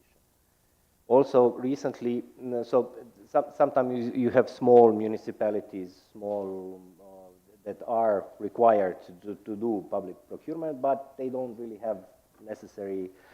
Of course, one of the problems is also the fee scales, which have been abolished more or less across Europe. So when you evaluate or estimate what the initial project would generally cost, I've looked at some recent numbers. For example, they already underestimated when they start the public procurement, and recently the bids from design offices have been even up to 40% less than estimated. The average is how much? 40% less than the estimate. And the estimate in the first place wasn't perfect, but let's say it was more or less acceptable. So we do have a lot of problems. Chamber in Croatia is trying to work with the public authorities and ministries when it comes to architectural competitions. Those architectural competitions that are being organized always with public procurement, we don't have problems with that. There are some, but this is business as usual, let's say. The problem is always when you have public procurements which are not basically organized architecture competition, or for when it's the project is divided into different phases, so another office bids for design development at a later phase. So there is the issue of authorship rights and unloyal competition. Okay. Thanks. Thank you very much for this balance.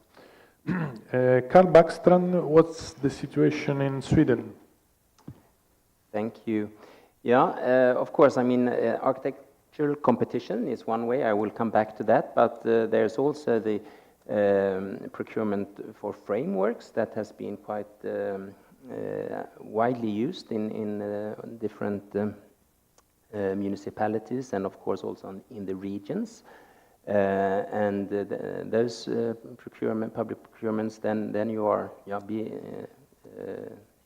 those tend to be very tough on fee levels, of course. There's framework evaluations there. However, I mean, it do differ from region to region, I would say, depending on, as we all know, how, and you mentioned that, Bravko, also, the competence in the evaluation juries or committees for that. And I would also, it's not part of the framework, but it's not either the architectural competition, but sometimes there's also a public procurement in an early phase where there might be a number of architects that are selected in order to work jointly together and together with the client, and I think that is also very beneficial sometimes for a project when you start a collaboration very early. of course, then it's that's procured then on fee, but also on competence then that are to be evaluated. When it comes to the architectural competitions, I would say that, and maybe Katarina, you can add on. I don't have the figures of that, but of course that's very much dependent on the conjuncture. I mean, a few years ago we had a very high rate of competitions, design competitions. But with, as we saw earlier this morning, I mean, it's been a tough conjuncture, especially in the housing sector in Sweden. So, and maybe housing, to some extent, that is also when it comes to municipality-owned companies, they are also public procurement in those, and that has, of course, it's less frequent now. However, I'm sure that will change. There will be more competitions in the public sector, and we've seen some quite extensive competition in healthcare lately also. Again, coming back to that, I mean, it's so important to have qualified juries into this in order to do the correct evaluation. Yeah, I stop there. Thank you very much. Now Borislav Saraksiev from Poland. Thank you very much. Don't worry. I am always winning with the mixture of my pronunciation of my last name. But anyway, in the very first beginning of this conference, we were told that the value of construction sector will rise, and one of the example which was told us it was deregulation. So I must tell you, I completely disagree with that, and look at the south of Greece and compared with Scandinavia, and you will see what the value means. So if we want to reach the lowest value, we can deregulate our system. Of course, as I was the president of the regional chamber, I was asked several times what to do by the investors, what to do, not to do the competition. Can we make the design and build contract? And but we want to achieve a big and very high quality. Well, it's very problematic. And before I answer to the end, I must tell you that it is due to the fact that we talked with ACE, and it was time we suspended as a Poland our membership, and suddenly we were already implemented the public procurement directive into our law, but it was translation that not longer that 3 years experience could be shown as a references. And it's not true, because it was a mistake made in translation of the directive. Directive says that it could be, it depends on the national regulation. It could be 5 years, it could be 10 years, but not 3. So just it shows how it is important to be involved in a discussion about the directives on the international level, because then you know what's very important on the implementation. Well, it's quite normal that our investors, they would like to have the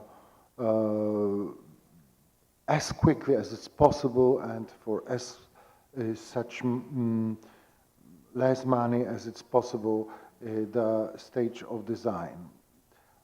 And we are lucky enough that we have the regulation in which is shown the method how to calculate the design stage. We are very happy with that, but in fact nobody cares. So it means when we came up to our previous government and we asked to support Hawaii. So we have heard, oh, that's good that you come, because maybe we will change our calculation system, which is in regulation, because it's surrealistic and we won't pay any these fees.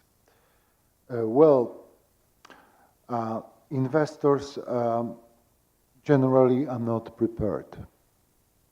Our public investors are not prepared to proceed the public procurement and execute most of them. The savings of money on the stage of the public procurement for the design, it's very valuable for them. They don't care about the quality, because in these savings they can, for example, make 100 meters of the pedestrian, which is more valuable for politicians when it comes to the election, and they need the votes. So there is told that it can't be only one criteria, which is price, and we have such public procurements. Then the first, it's the price, and the second is criteria, delay of payment. So the price is not the only criteria. Then the expectation and scope of work is extended. It's growing. We have new regulations, we have new circumstances, we have a lot of things concerned with the climate and so on. Of course, the prices are not rising. And usually, we are paid in the end when we deliver all. Well, it doesn't mean when we deliver all, because some investor, public investor, they make not symmetrical agreement with the architects. It means that you give the full intellectual rights to the investor in a moment when you deliver, not you are paid. And then they find the mistakes not to extend and delay with the payment. So, but they can use this documentation. Then, very popular, it's what Dubravko told, that firstly they make the public procurement for conceptual work, then it's another public procurement for the design stage, building part stage, and then execution stage, and site supervision. That's very bad, because it means that site supervision can do the person who was not designer. And just to come to the end, yeah. 1 more minute. Yeah, well, 1 minute. There is a very significant change in after last implementation, after certain amount value of the building, it is mandatory to proceed the competition. And that's, I think it's in most countries. And how do it is? Yes, we can say that most of the buildings who are executed after the exhibition, the quality of these buildings are much better. Thank you. Thank you very much. Daniel Fugenschuh, Austria. Grazie per invitarmi. Devo parlare in inglese. I had a look in preparation of this conference to the Austrian situation in terms of educational buildings. And we have quite a valid basis of data in terms of procurement and architectural design competitions, which goes back for about 20 years. And I found that 80% of educational buildings, this is including schools and universities, are done by architectural design competitions. It means that 20% are done by negotiated procedures, and new build projects in general are done by competitions. That's 100%. The 20% are mostly renovations and add-ons to existing buildings. There's a good reason for that. This would be worth having a lecture about, but today I would like to talk about the Austrian specialty in terms of public procurement and architectural competitions. We don't have, in comparison to Germany, a law which regulates very much the situation of how competitions are done. So we, as a chamber for architects and engineers, took over this role somehow by providing data through a competition website which is called architekturwettbewerb.at. If you want to have a look, you're welcome. There are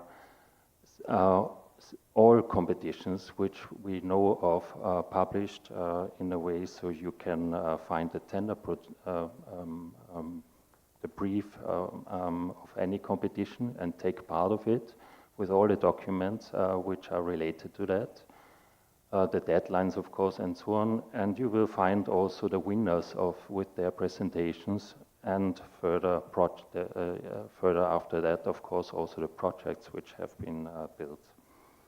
We also have a standard which in our procurement law is obligatory, but there's not said which standard. So we developed one which is in place since more than 15 years as well, which is also published there.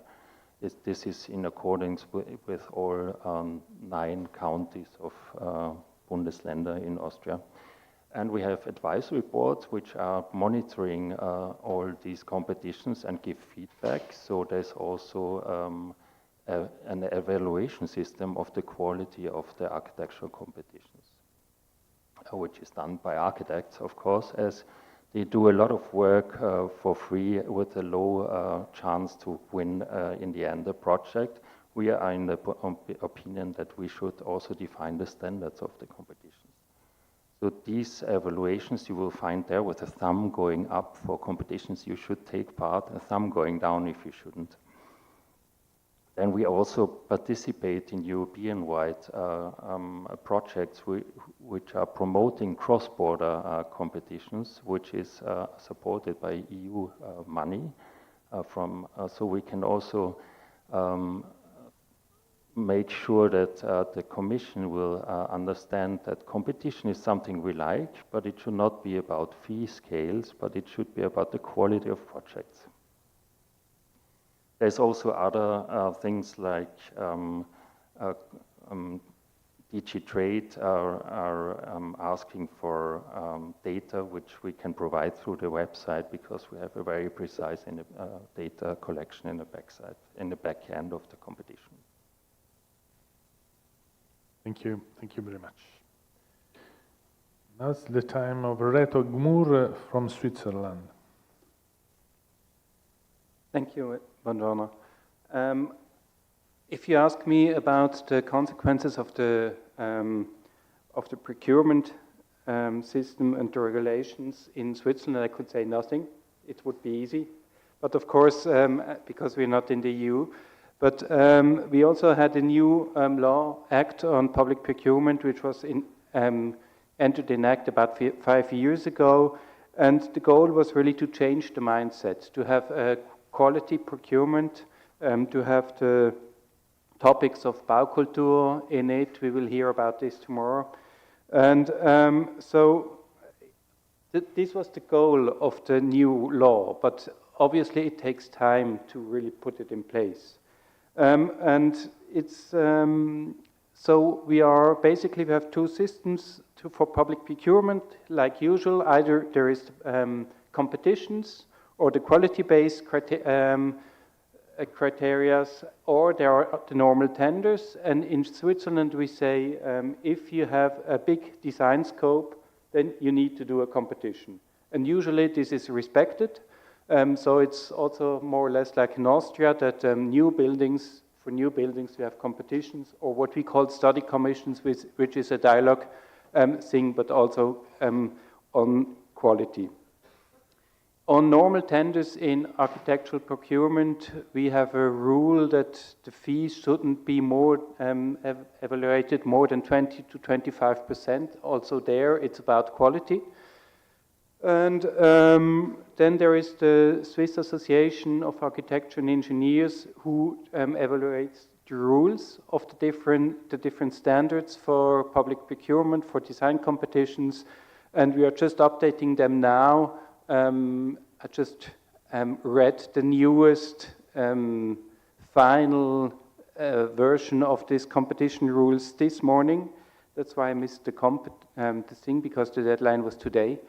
And so it's really about step by step improving it, getting better.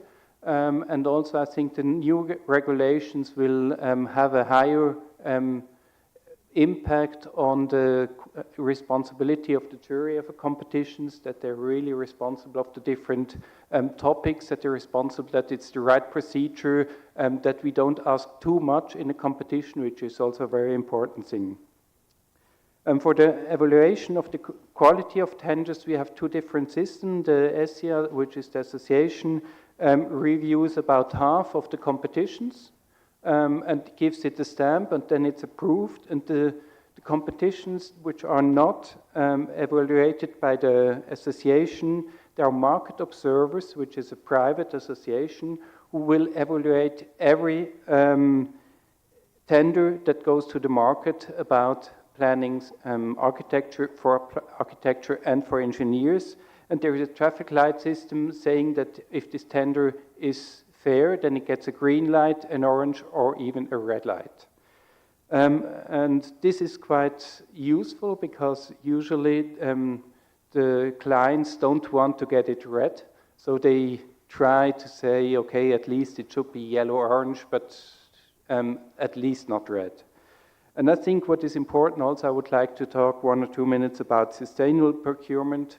I think it's very important also in my point of view, and I think in the point of view of Switzerland, a design competition is the best instrument for a sustainable project. There are different possibilities to evaluate it, and so I think we should take care of this and make more design competitions already for sustainable projects. And there it is very important, the preparation. First, to think if we need a new project or a new building, or if we couldn't use an existing one, but also defining the goals of the sustainable goals, because it's always the definition and what the client wants. If you bring the most sustainable project and it's not asked for, then I think it's getting complicated to get through with a project like that. And there are tools in Switzerland to easily evaluate the life cycle impact of a building on a design phase, which is sometimes even asked in competitions to make these calculations, and they're really on the level of a design competitions. It's not detailed, you can't even enter too many data, it's very easy to do it, you have done it within a few hours. I think these are the most important things about Switzerland. Thank you very much. Now Cornel Kobak from Slovakia. Good afternoon. It could be worse. The situation regarding public procurement of services of architects could be even much worse than it is now in Slovakia, because for 30 years we had almost 0 architectural design competitions in the whole country, and all the procurement was only project competitions for the lowest price. And it was also because approximately 90% of all public spendings in the construction sector were infrastructure and industrial investments, railways, roads, and utilities. So there was also no place for design and for new public buildings. But with the focused effort of the Slovak Chamber of Architects, we were able to follow up on the extraordinary tradition of architectural design competitions in the former Czechoslovakia, because for 70 years Czechoslovakia was one of the leading countries also in architectural design competitions. we have a huge number of wonderful projects from the beginning of the 20th century that were based on design competitions. So the chamber had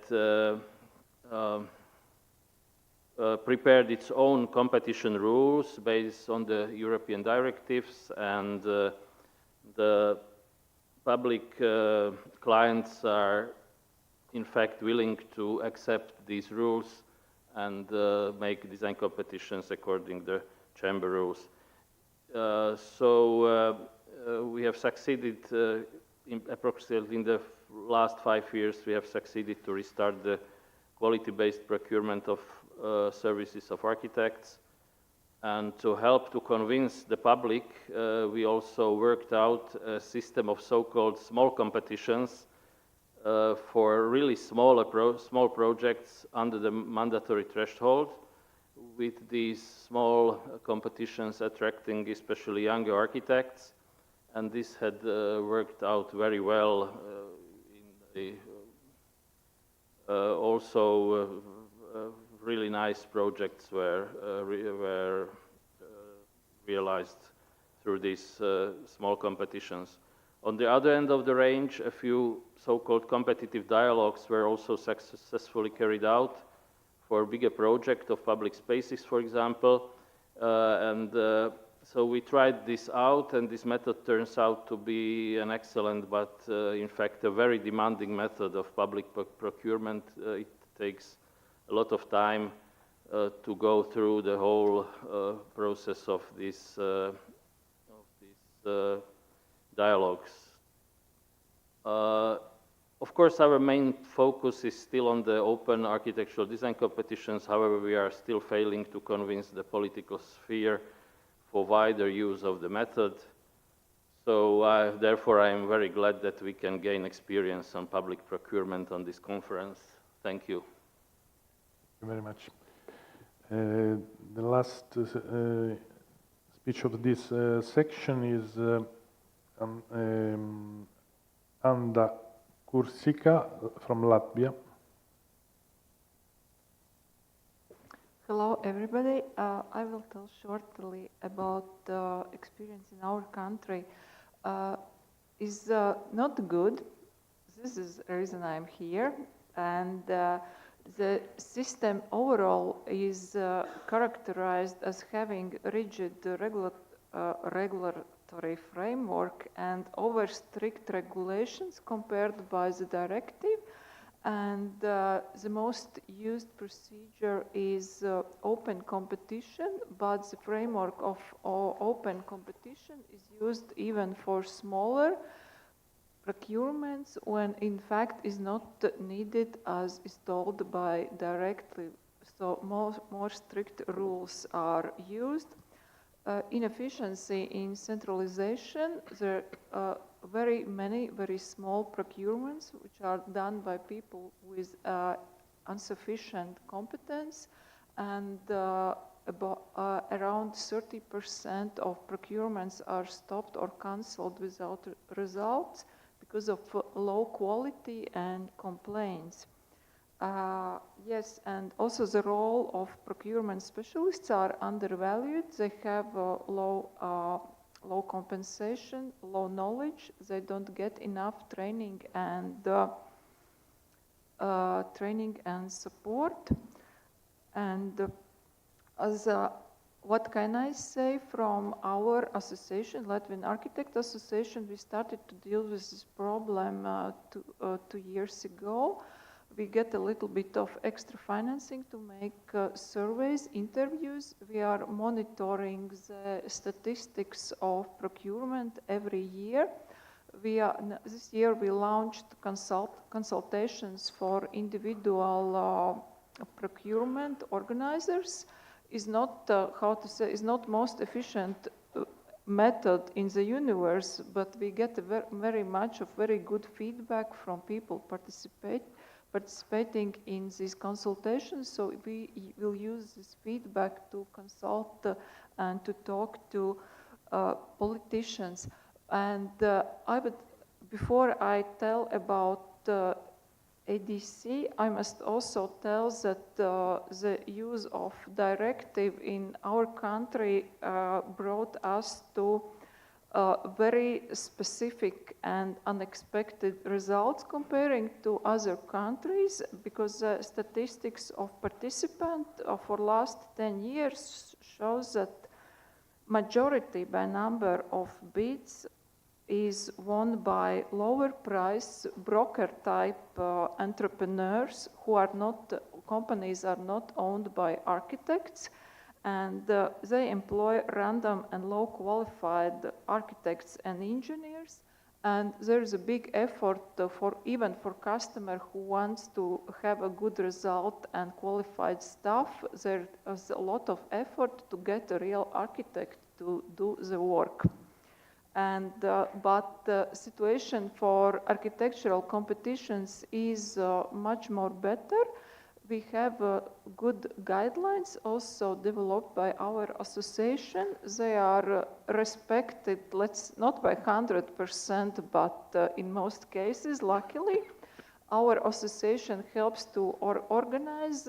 We do this as a contracting work, or we also just consult the organizers. And, but starting from the last year, we got a very heavy and very massive pressure from investors to reduce the number of architectural competition or to cancel at all. And we are standing like a wall now for 1 year already, and every few months fighting for new arguments to keep our competitions and to continue to get good public architecture. So I hope this our coming together will help not just national policies but also European policies to keep the standard of architecture high. Thank you. Mr. Chair, may I have just a word about Ukraine, just one sentence. Thank you very much. As you know, I come from the country which is a front and protecting the east part of the borders of European Union. And I've heard today, and I heard mostly that after the renovation wave, entire architects and firms will come to Ukraine to rebuild Ukraine. So it is my call. It is my call for fair competition, for watching transparency, and not to fulfill the wish to build quick and cheap, but remember about the quality and new European Bauhaus, which become the principle of our European architecture. So mainly, it's please do not forget about quality and transparency. Thank you. I agree. Quality, much more important than costs and times. Thank you. Now we have a coffee break of not more than 10 minutes, 12 minutes, and then we come back.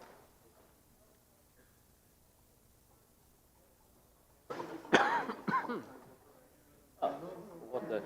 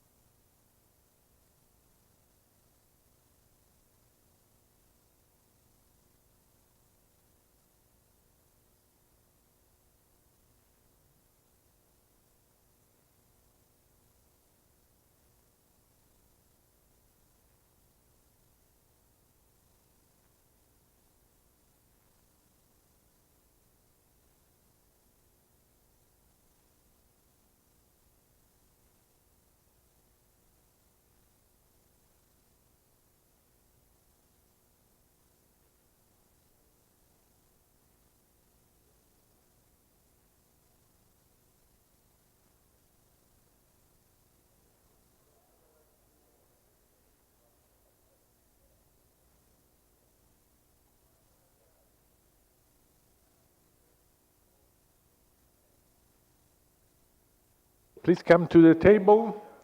Pedro Bagagna, Portugal. Avelino Oliveira, Portugal.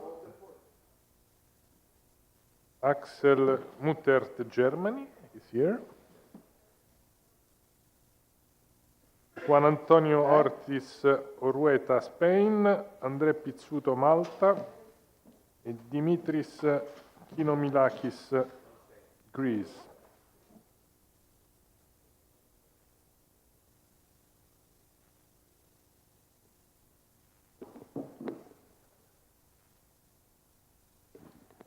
Okay. Roll, I think, yes?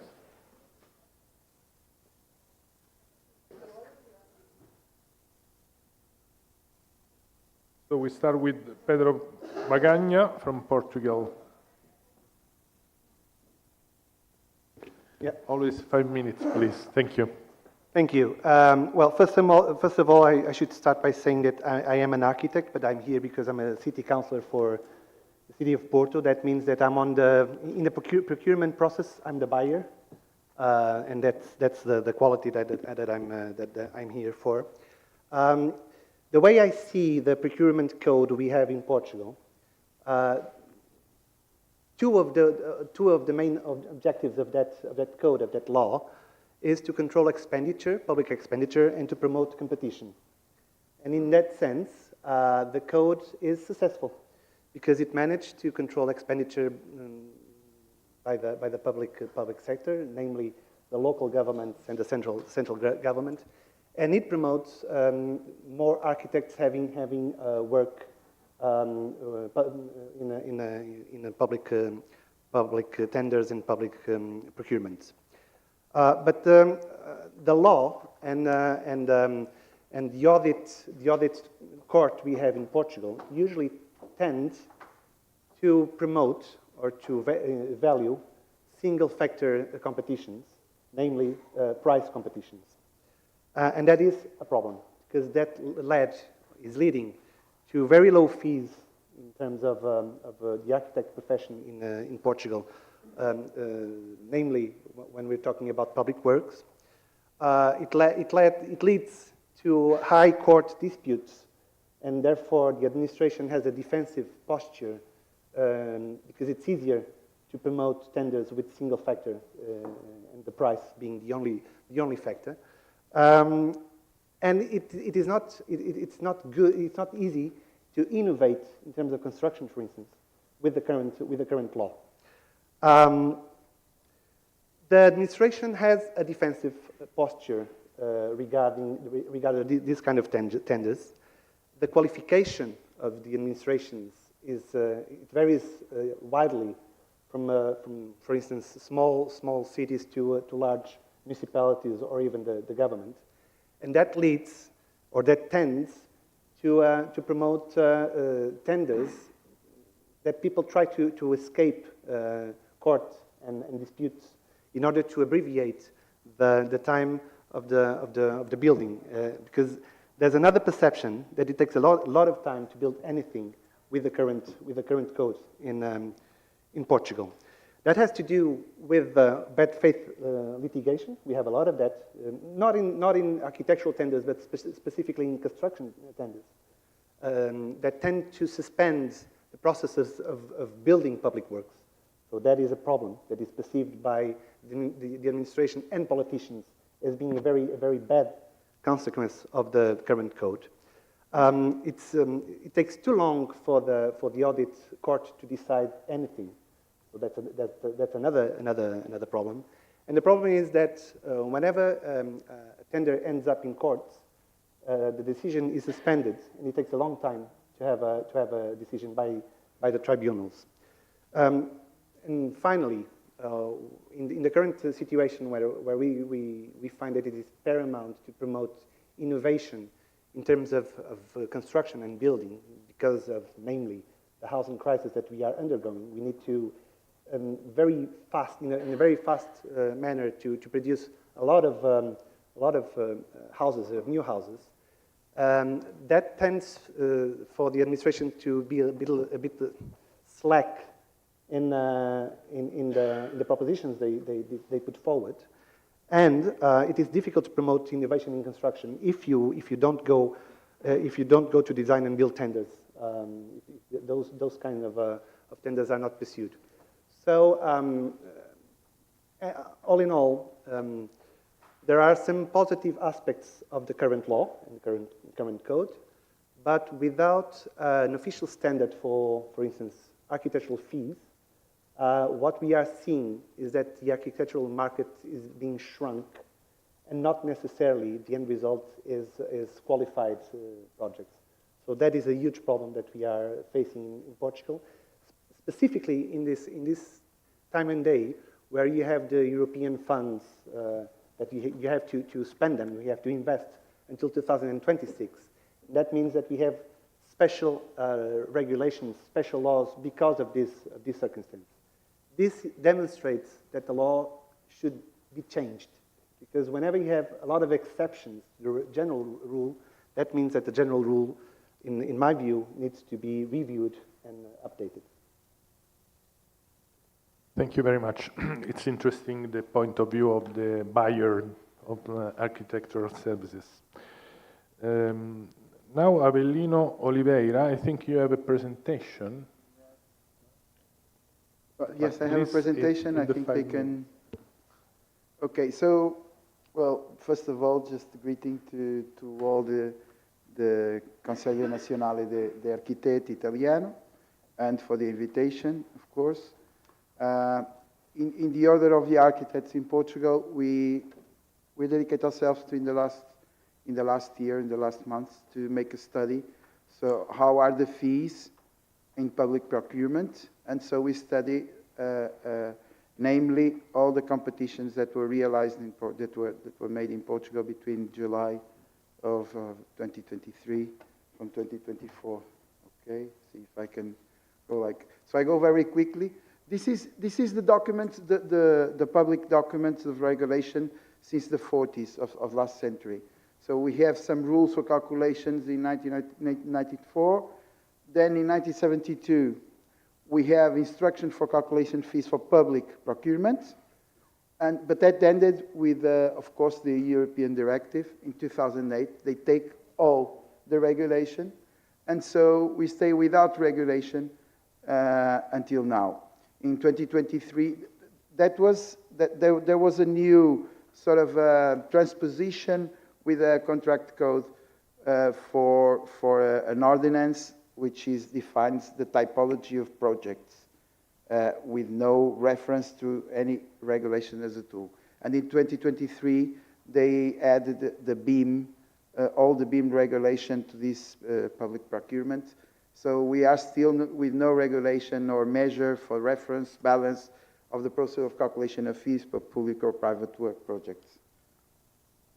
So just to underline that Portuguese architects, looking at the ACE study of 2022, we are in the bottom of the remuneration of the architecture profession.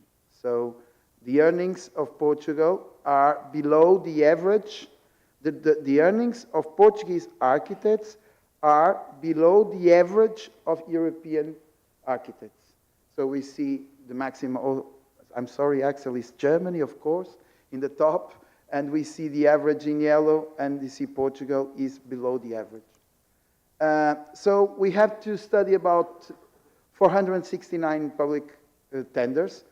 In that case, it was only possible to get numbers from 98 competitions and public contracts, because we need to know three things in these cases. I'm sorry, is it like we want to know the service price, so the service price that was made for the procedure, meaning the asking price, generally as we say in real estate, the asking price for the service, the contract value that is made for the design of projection services, and then the estimated value of the construction works. And if we have these three informations, we decided to analyze these competitions, these tenders, and we get like a sample of 98 competitions in the last year. Of course, that is a lot of typologies from housing. You see housing is the larger one, but we have schools, we have infrastructure, we have several cultural, several kinds of typologies of buildings, and basically 90% is the project and plan preparation services. The result is very simple. This is the result. So as you can see, the overall number of the service prices is 2 million euros. But I want you just to look at the 3.31%. This is the value of the asking price of all the public procurement in these competitions, is the average for the asking price for the services. And when I say asking, in Portugal, this is the maximum value that is asked in each tender. So the 3.31 is the asking. But the contract, the real result for the contract of the architecture and engineer, this is not only for architectural procedure, is architectural plus engineer services, is 1.99%. And this, we never thought that if we're going through this process, that we're going to find a number of this scale. We know that all the architects complain about public procurement, and of course public procurement tends to contaminate the private sector also, which is obvious. If we think only, not in all public administration, but if we isolate the local administration, I mean municipalities, this number gets even lower and goes, instead of 3.31, goes to 2.74 for asking price, for base price, and then the result of the contracts in average is 1.75. 1.75%. So we did a campaign in the Order of Architects showing these numbers in sort of highlights, like 1.90% is the service for architects and engineers in average in Portugal in the last year. A year where we have the larger amount of investment in construction in the last decade because of the recuperation plan. Of course, the number of investment, this is decided by the government, by the whole state, means almost 400 million of euros in construction works. 91 millions are above 1%. 30% of that, I can see it from here, but 30% of that is related to an average for public contracts, 175 for local, and the minus 55% is the comparison between 2008 and 2024. So we applied to each public contract the number of the table that we have working in 2008 that was allowed, and make the comparison and see that in percentage it went below 55%. That was the decrease. In certain way, this confirms what Pedro Bagagna said, that there are some earnings in terms of money, there are some earnings for the public administration. But in fact, there are some consequences, and the consequences are, of course, increasing the bad quality project, which, you know, in Portugal, in terms of architecture, is not the case. We have a very qualified profession.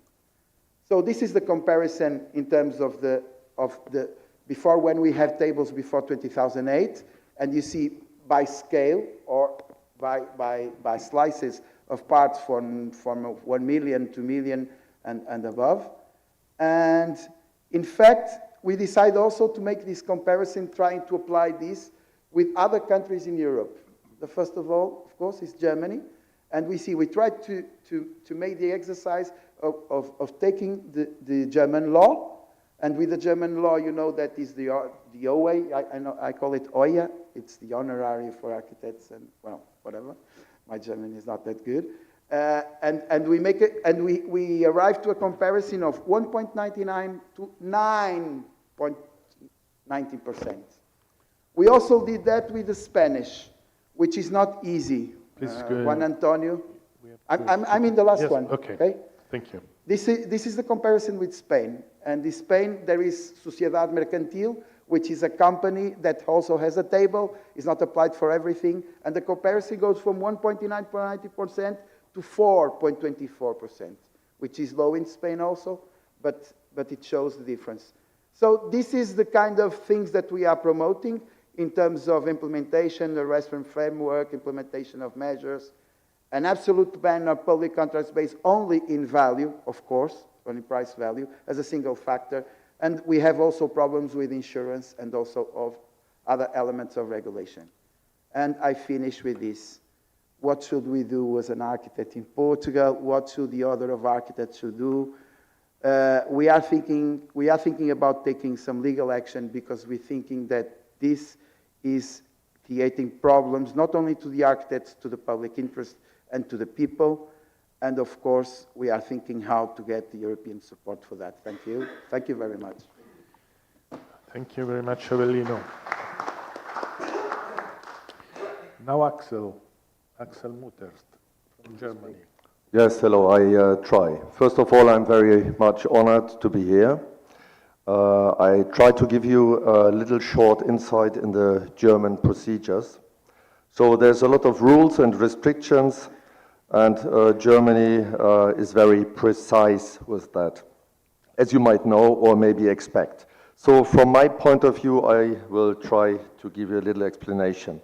In the end, it's all about innovation and culture, but it's complicated. So I start with what is the most used systems for contracting architectural services in our country. At this point of time, most planning services are awarded in the negotiation procedure. The trend is that complete contracts are becoming more attractive to public procurers.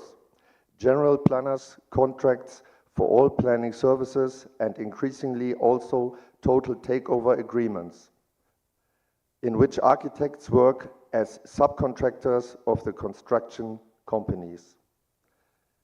What is the percentage of the incidence of competitions of the total public contracts? I think this is very interesting. It's 2%. So the rest is then the negotiation. 2% architectural competitions. So this is a development we don't like, and I think it's a problem.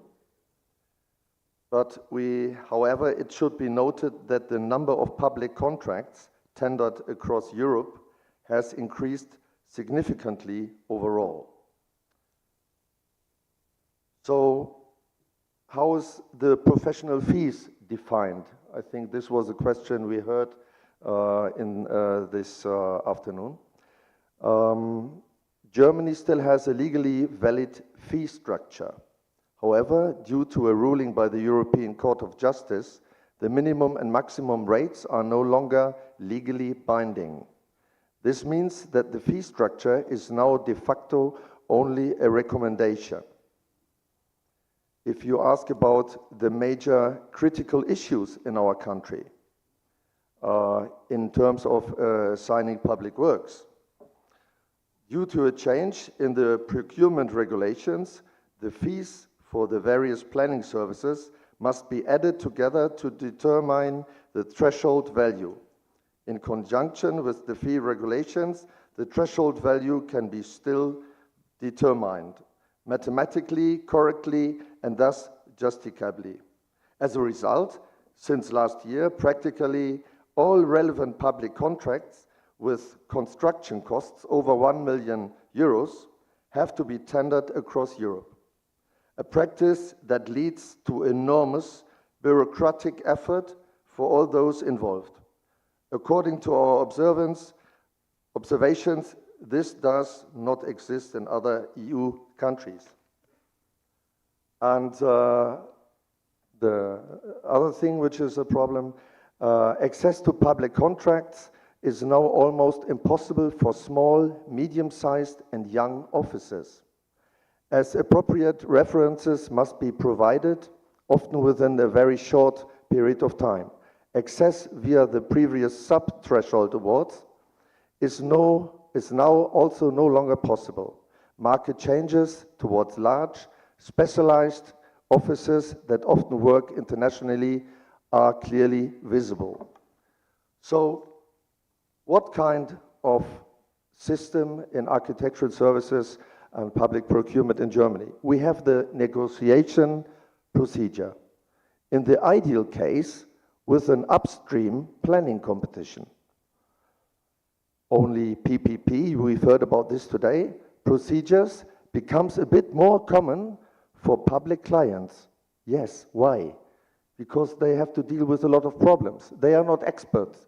They are not educated in all these things. So, this is a new thing in Germany, and I think it's some kind of a danger. The problem is that architecture services become less important and, in the consequence, less paid, because we are under the code of construction companies. So I think it's not a good development. What kind of quality criteria is used in Germany? So in the architects' competitions, there's no quality criteria needed at the beginning. It's all covered within the competition itself. You have to be a member in the chamber, and you have to, you need a title as an architect. Then, if you are invited or set or selected by lottery procedures. Also, and this is important for the young officers, it's different in the negotiation procedures with the order-related award criteria. But if they pass, maybe they can be successful with their personal presentation. But there's asked for experience, income, number of employees, all these things. For clients, it's some kind of insurance, of course, for the expected and needed success. They don't want any risk. But for the young officers, to be to have built 3 hospitals in the last 2 years, it's not possible. So, and the last thing I would like to say is, what system do we have to define the professional fee in Germany? I think this is a very important thing. The HOAI, it's our fee scale. It's been a little weakened because we had a little problem with the Commission, but it's an orientation. Okay, it's not binding, but it still gives a frame and orientation also to do competitions. So I think I could talk a lot more, and maybe if you give me another hour, but I think I will stop here. Thanks. Okay. Thank you. Thank you, Axel. Now we have Juan Antonio Ortiz Orueta from Spain. He has a presentation too.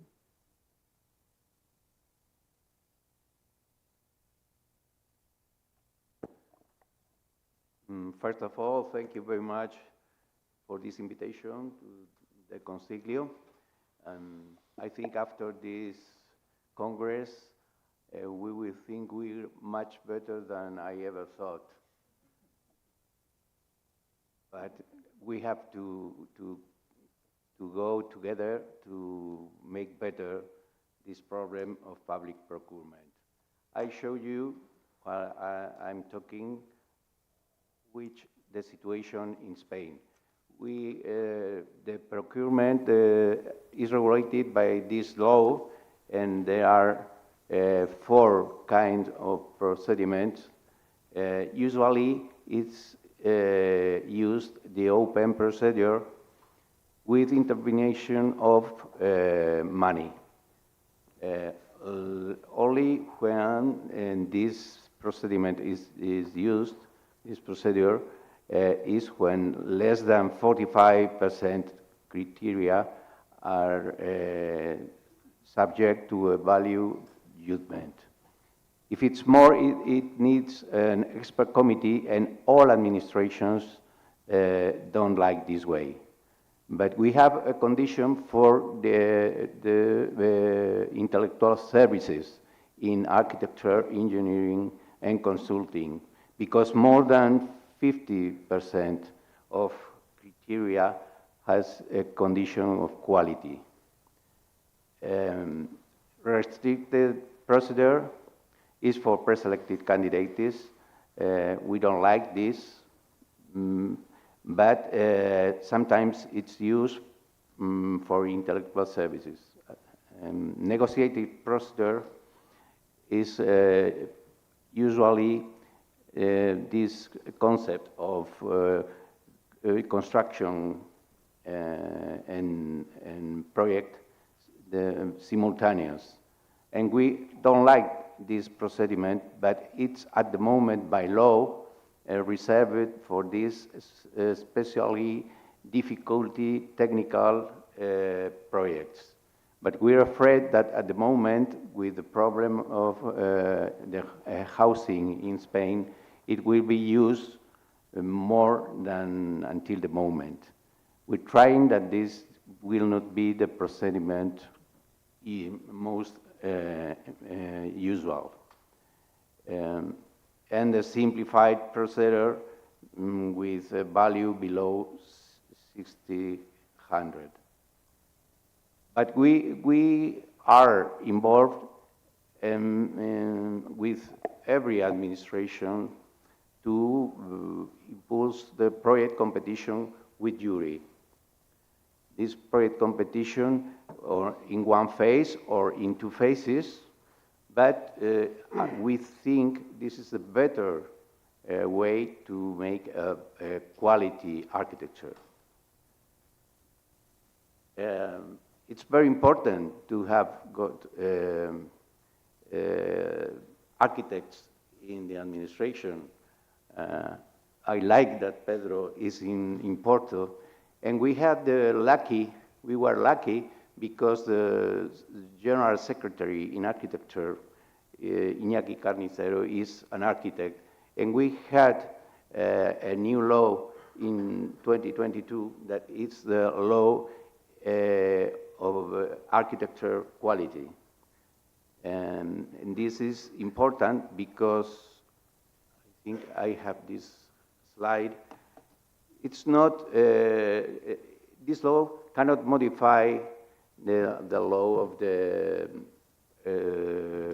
public procurement, but it makes some indications that introduces additional criteria for public administration. And in development of this law, it's implementing the Council in Quality of the Architecture. This law has been used by our orders and the Council, or the National Council of Architecture, in our battles in the courts, because we have not a bad law for intellectual services, but it's not good use. It's not well used because the levels in Spain are very complicated. We've got at least 4 levels in administration. The government, national government, and our regional governments, provincial governments, and local governments. It's very difficult. And there are additional aspects of the architectural competitions about, for example, it's very important in Spain, the gender balance, not as in this round table, unfortunately. And it's very important also things as employment obligations. Because these administrations are not doing every time well done the procurement, we used to go to the courts. Also, if we have some we think that laws cover our interpretation. Our orders with the Council had won 3 important recognitions in these battles. Every one of them are especially supported by the law of quality in architecture. And now, what have we to do in the future? I think we have to try to go one with each other country in Europe. Abelino talked about this battle in Europe. I think ACE is our support here, and we have to go with simultaneous action here through the ACE, I think. The project also of new European Bauhaus of a European president is alienated with Baukultur concept of quality in our environment, of high quality in our building environment. And these need a great quality and architectural services, well chosen, well paid, with adequate fees. Thank you. Thank you very much.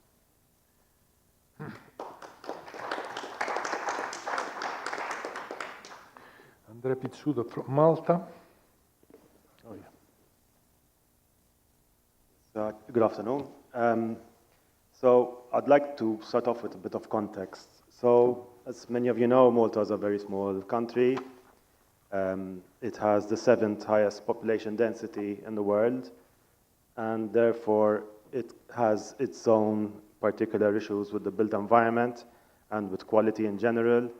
And concurrently, we had an economic policy over the past 10 years which was based on labor importation, and therefore that resulted in a population explosion with the consequence of having a big strain on infrastructure and on housing and on hospitals, etc., which caused the government to increase its expenditure on infrastructure development quite significantly over the past 10 years. The speed with which this growth happened put a strain also on the quality of public procurement, especially because a lot of the time the government needed to respond quickly and was unable to give too much consideration to the quality of what is being procured, and was more interested in the results and the outcomes and having sufficient number of beds, sufficient number of desks in schools, and the quality was not a consideration or a primary consideration. This pressure also caused significant public resentment, public opinion resentment, because due to the high density, every project that happens becomes a protest. So there are more protests about development than about corruption, for instance. So it is the top item in the agenda on public opinion, and the government is having to reconsider its economic model and to try to turn the economy towards a more qualitative direction. Now, this obviously gives a bit of context to what I'm going to explain and perhaps give you a better understanding of why certain decisions are made. So before I do that, I would like to also say that I used to work in the public sector for a number of years. I was head of the agency that developed social housing in my country. I was in charge of the housing development in my country, and obviously I had also responsibility for procuring the services, both of design and of construction. It was part of my responsibility. My experience in working in the public sector showed me that to achieve quality procurement, you need quality procurers. You need to have people who are competent in designing tenders that achieve the qualitative outcomes that one expects to achieve. Unfortunately, in the public sector, more often than not, and perhaps in a country like ours, which is a typical Mediterranean country to some degree, the public sector, unfortunately, is not necessarily, the employment within the public sector is not necessarily held or done through merit, but very often it's done through political appointments, and unfortunately this has a negative repercussion on the quality of the public sector and the output that it delivers, and as a result, the people handling the public procurement are not always competent to handle complex tenders to manage these types of infrastructure developments. So the result is that they go for the simplest solution, which is the cheapest price. The cheapest price is a very classic type of procurement, as you know, and everybody knows how to do it. You just set out the specifications, and the one that comes cheapest wins the tender, and it's not complicated to evaluate or to produce such a tender. So the trying to shift the public sector into going for a complex design competition, relatively complex design competition, and pushing it to try to make that cultural shift is basically very difficult. In fact, today, I was hoping, unfortunately I didn't succeed in bringing the DG contracts of my country. He initially was going to come, and then unfortunately he was unable to come, but the reason is that we are trying to push this change in mindset as a chamber within the public sector. And the solution that we are pushing forward is basically to try to cover the skills gaps within the public sector by offering procurement services to the government. So what we are doing is assisting with the organization of design competitions ourselves. So we do the design competitions for the government, and they take the result of that design competition. So we've tested this with smaller projects in the housing sector. We've done small projects, and basically it was quite a successful, in terms of procurement, quite a successful outcome, which they've repeated a number of times. The problem that we've encountered was that when an architect or a firm of architects wins the design competition, they go through hell to get that design approved by the planning permission, and the superintendents of cultural heritage, etc., etc. So we tried to overcome this by involving the authorities into the design of the brief, of the design competition brief, and still we had struggles with the authorities for approvals, which kind of makes it harder for us to convince the government that this is the best approach to take for public procurement. What is happening right now in the public sector is that the architecture part, or the kind of the concept development and the planning application, is done in-house within the public sector. And then once the planning permit is issued, they do a design and build tender and outsource all the construction and the engineering to kind of contractors out there, kind of to minimize the costs and to reduce the risk for the contracting authority. The outcome of this is that the contractors, given they are the stronger party in the relationship, tend to, if there is a pie, they want most of it for themselves and leave very little for the design. And unfortunately, the outcome is that design is suffering. In terms of design competitions, we have a very Cornell. Please go to conclusion. Yes, I'm concluding. Cornell was saying that it could be worse. Yes, it could be worse. You can come to Malta and you'll know. There are no design competitions in the recent years. There's perhaps one design competition every 10 years. Normally they don't end up being awarded, they just steal the ideas and do them in another way. So unfortunately this is the situation, but we are trying to tackle it, as I was explaining, by offering the services of brief setting, of providing the documentation surveys, the administrative part of it, and the jury, etc., and then giving the contracting authority an outcome which they can follow through. Just one final point on the fees. The way we are handling this is we ask the contracting authority to give us a budget for the overall project, design and construction, and we inform the architects taking part in the design competition what the total cost is, and we leave it up to them to set a project estimate, including their own fees, within that project budget, and they are free to set their own fees, and the fees are not a basis for competition. So the competition is on the quality of the design and the quality of the estimate, not on the fee itself. And that's the model we've been experimenting with, and so far it has been working. Thank you very much. We have the last speech, the last intervention. Dimitris Kinomilakis from Greece.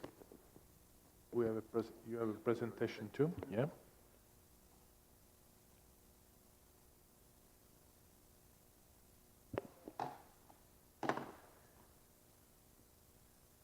Buonasera. Volevo ringraziare. Good evening. I'd like to thank the National Architects Council, in particular Diego, for the invitation. I'm always happy when I come to Italy and speak your language. So, I'll start with a joke.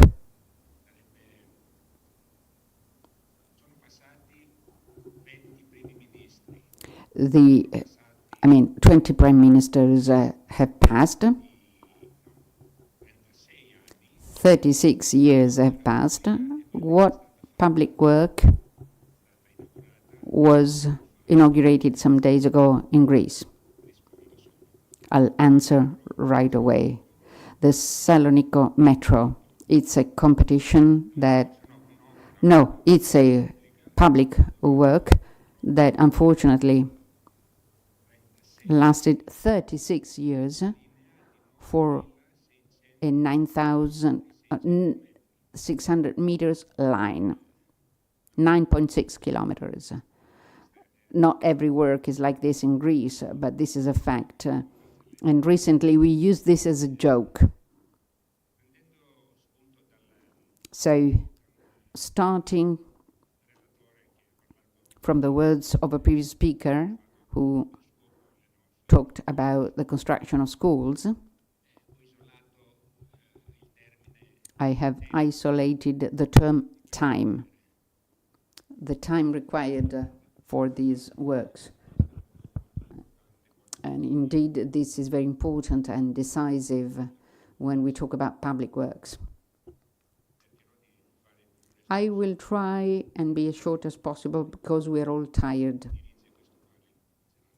And the chairperson will start kicking at me. Let's talk about the architectural contests in my country.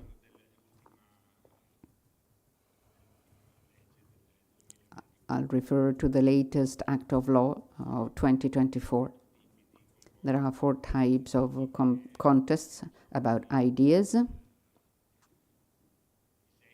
about the preliminary design, a proposal, so a draft idea, and then there are 2-stage competitions. The first stage is a competition of ideas, and the second one is a draft. And then there are special competitions, the international ones, or the visual architectural contests, which are more peculiar.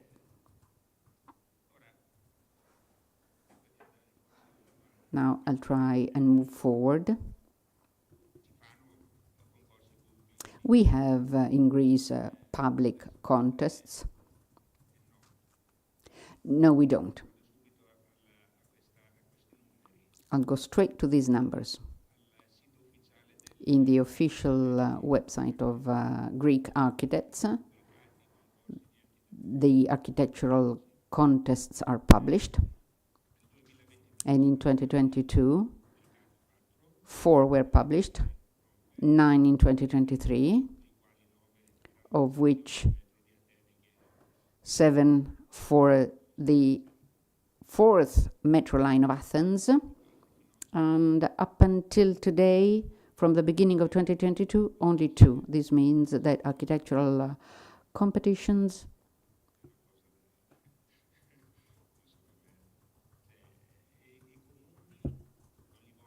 are something that municipalities don't want because they believe it is a waste of time. And then, since our legislation provides that many of these works, when they are funded by the European Community or by other international funds, they can avoid an architectural competition. So in practice, all of the big works, important works, never go through an architectural competition. Quite clearly, this means that they go through the Council of Architectures, which is the first level, and through the Central Architectural Council that reports to the Ministry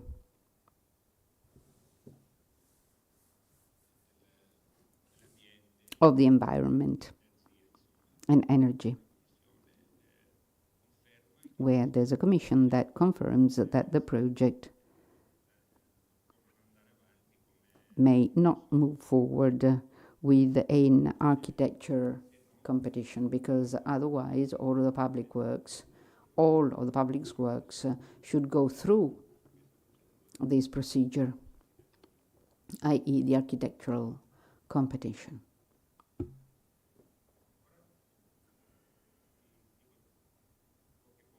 Now I'll tell you just a few things on public works, public contracts, which are public contracts or supplies and services. These are 2 branches.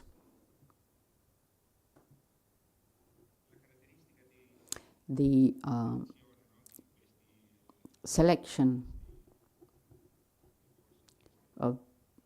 in these public procurement competitions, as described, depends upon the price or cost and the cost-effectiveness ratio, like the life cycle cost, the best quality-price ratio, and quality, environmental and social aspects.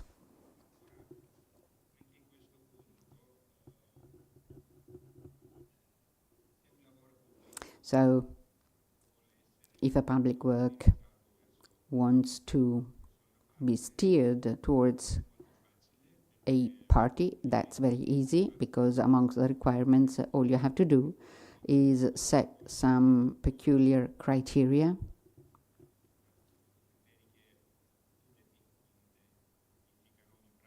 that, in practice, identify the intended recipient of the work. And by so doing,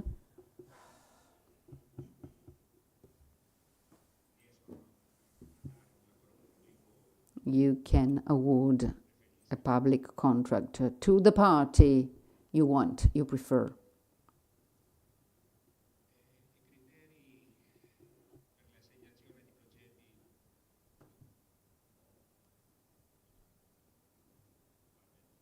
Okay, I'll conclude. These are the methods for awarding the projects to certain companies. Well, these criteria, the specific experience, financial criteria, and others,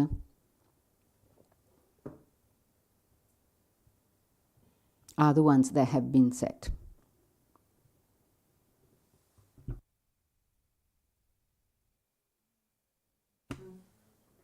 And one more specific feature of the way in which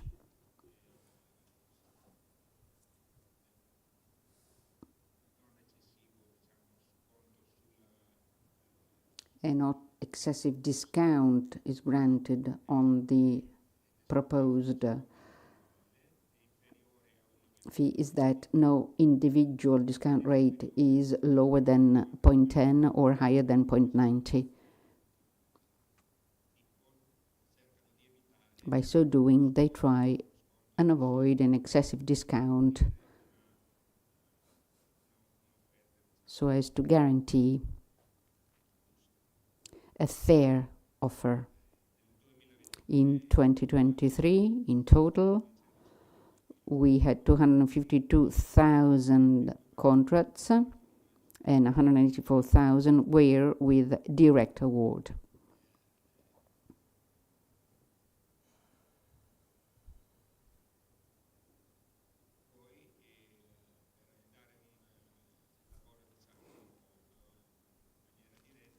And when it comes to direct award, more often than not, they break up the work in smaller chunks so that they can quickly do what they're asked to do.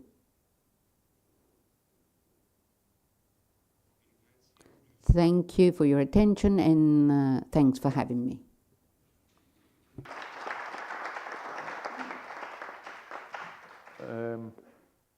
Just 1 minute more for Axel, but we are very, very late. Just one. Yes, thank you very much. So we've been talking about competitions this afternoon. I have a book. It's Fundamentals of Competition Management, Preparations and Organization of Design Competitions in Germany. And I'd like to dedicate this to a friend. Dear Diego, in concorsi sono essenziali per la nostra cultura edilizia. Competition are essential for our building culture. Being committed to it is important. In this respect, this is the commitment of your German colleague within the ACE. Thank you to everyone. We're finished. I think there are a lot of problems, big and little problems. Then, no, it's okay, we finish. You can go. And now we are going to conclusion. La parola The floor has Tiziana Campus. She will put forward a proposal for high-quality public works system in Italy.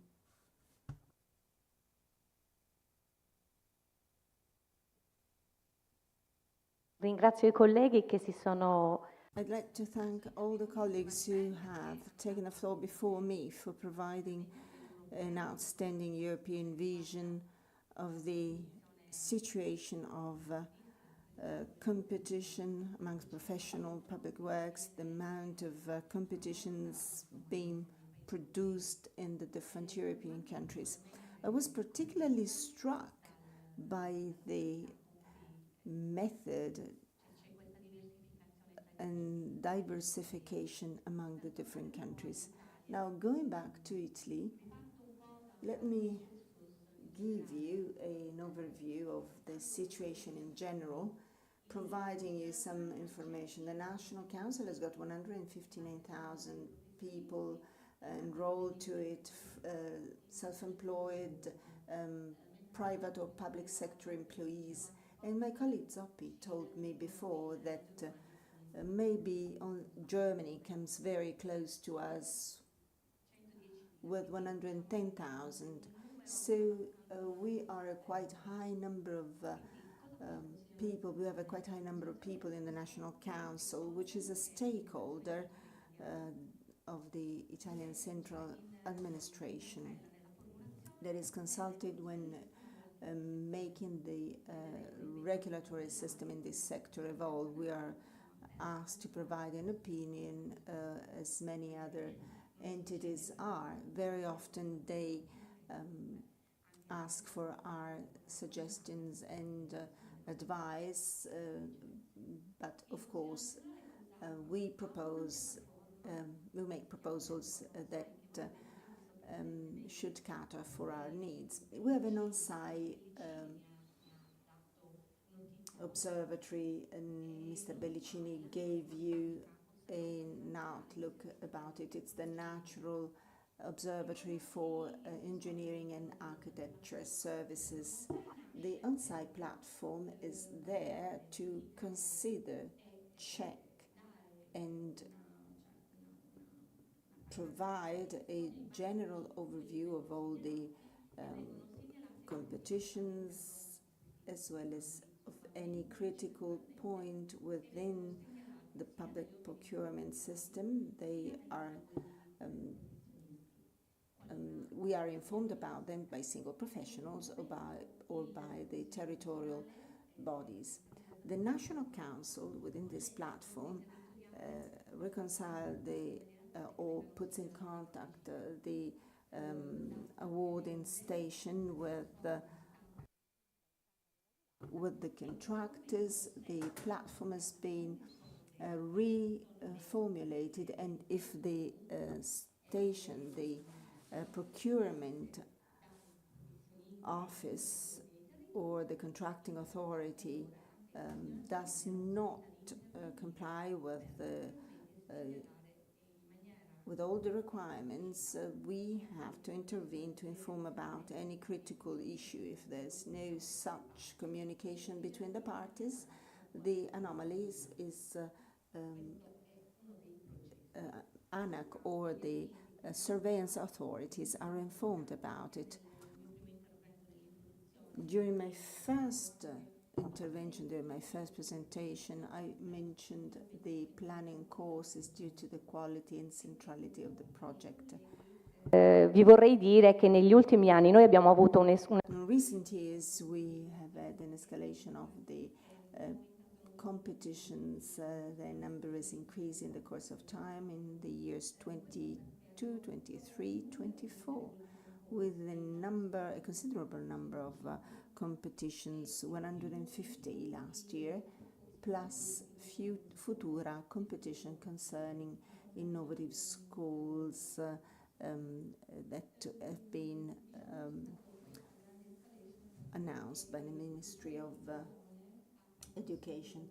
The Cohesion Fund has made it possible for this competition to become a reality. Therefore, these figures are linked to the high number of norms and regulations that have been enacted over time, so we could start the system of competitions. And through the new decree law and new code for public procurement, we know that the platform has got to be adequate for the purpose and be digitally certified. The National Council therefore has had to certify the platform, and in the last 2-3 months the platform has become certified, and therefore competitions have been implemented through it. 6-7 months. For 6-7 months, the platform was entirely blocked, and there was no possibility to bring the competition activity further. Decree law number 36 was boosted by the National Resilience Plan and reduced litigations, times and costs.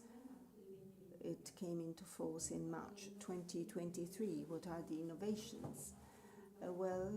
Especially in relation to planning, and we have reduced the planning levels from 3 to 2.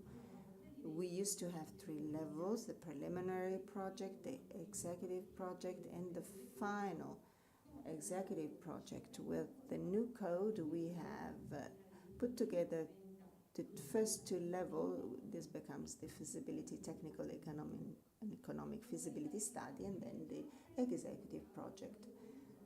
So we have an integrated tender with data provided by Mr. Bellicini, the planning and the phase and the competition. There have been various modifications, especially for the competition that's been replaced by number 36, by Decree Law 36. Now we have a two-level code. With the new code, we are given privilege to the one-level competition. We've tried to raise the awareness of the importance of the competitions, be it at 2 or at 1 stage. Remuneration system for architecture and engineering services is regulated by the Decreto Parametri, a parameter decree that enables us to establish a compensation utilizing very precise parameters. Has been a point in time when this decree was operative and mandatory. Then there was a time when the decree was no longer mandatory, and there was a point in time where the calculation of fees and especially the various price reductions became quite remarkable. We have a compensation and accessory or ancillary expenditures and burdens. It has to be detailed whether these are services in relation to architecture, structural engineering, or equipment and installations. Then we have to see whether it's buildings or infrastructures, complexity of the work, or works subject to certain constraints and complexity of the work, as well as services to be rendered, technical, economic, feasibility study, execution project, and so on. The Decreto Parametri in its complexity establishes all the different elements that come into play and correspond to a final compensation and the ancillary burdens and expenditures. So starting with the compensation and ancillary amounts, the decree includes, defines through specific algorithms compensations as well as expenditures. New Decree Law 36 gives us the possibility, after the corrections made and the amendments made, that clarified an important element, fair compensation, Decree Law 49, which regulates the compensation of professionals and gives us the possibility of having a fair remuneration. What does the law on fair compensation say? So it's the payment of a proportional compensation to the quantity and quality of work, to the content and characteristics of the professional activity, being conforming to the applicable laws for some categories of professionals, amongst which engineers and architects. And this, of course, has to consider, and we have to consider that when the decree law was approved of, while at the same time Law 49 was approved,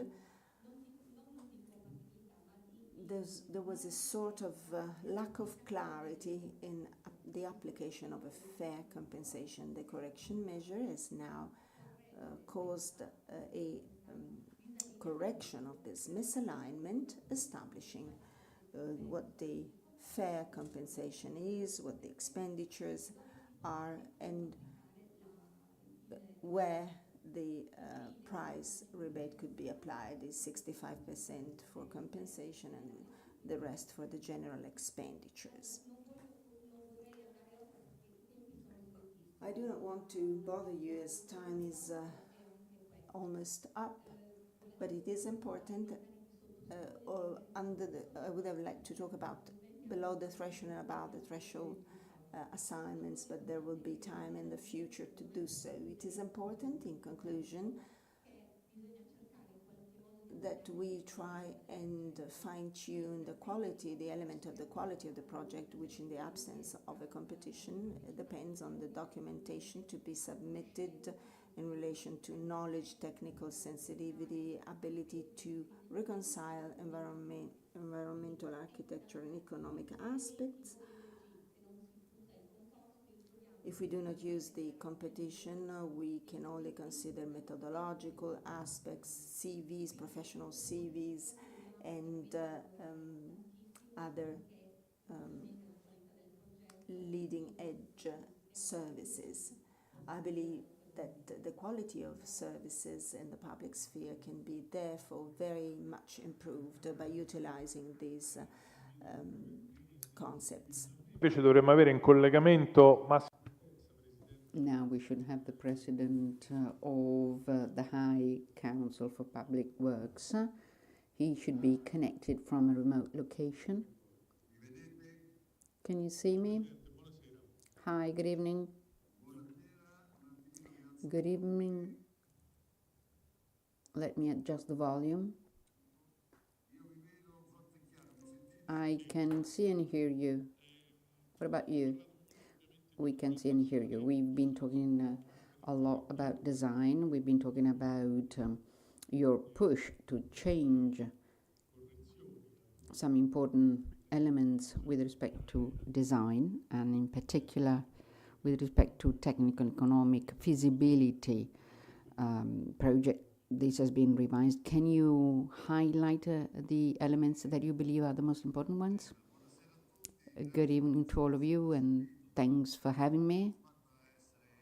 Unfortunately, I didn't manage to be in Milan with you because we are working on the Finance Act, and you know what it means. Now, very briefly.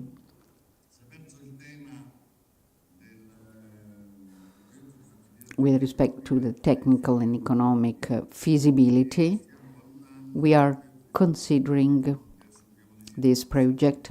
We will have to design a small change with respect to the award procedure.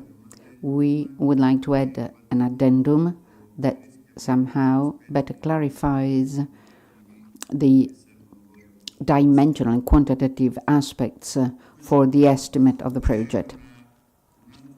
Then there is one more aspect on the technical and economic feasibility. It's about Article 193 that refers to the PPP.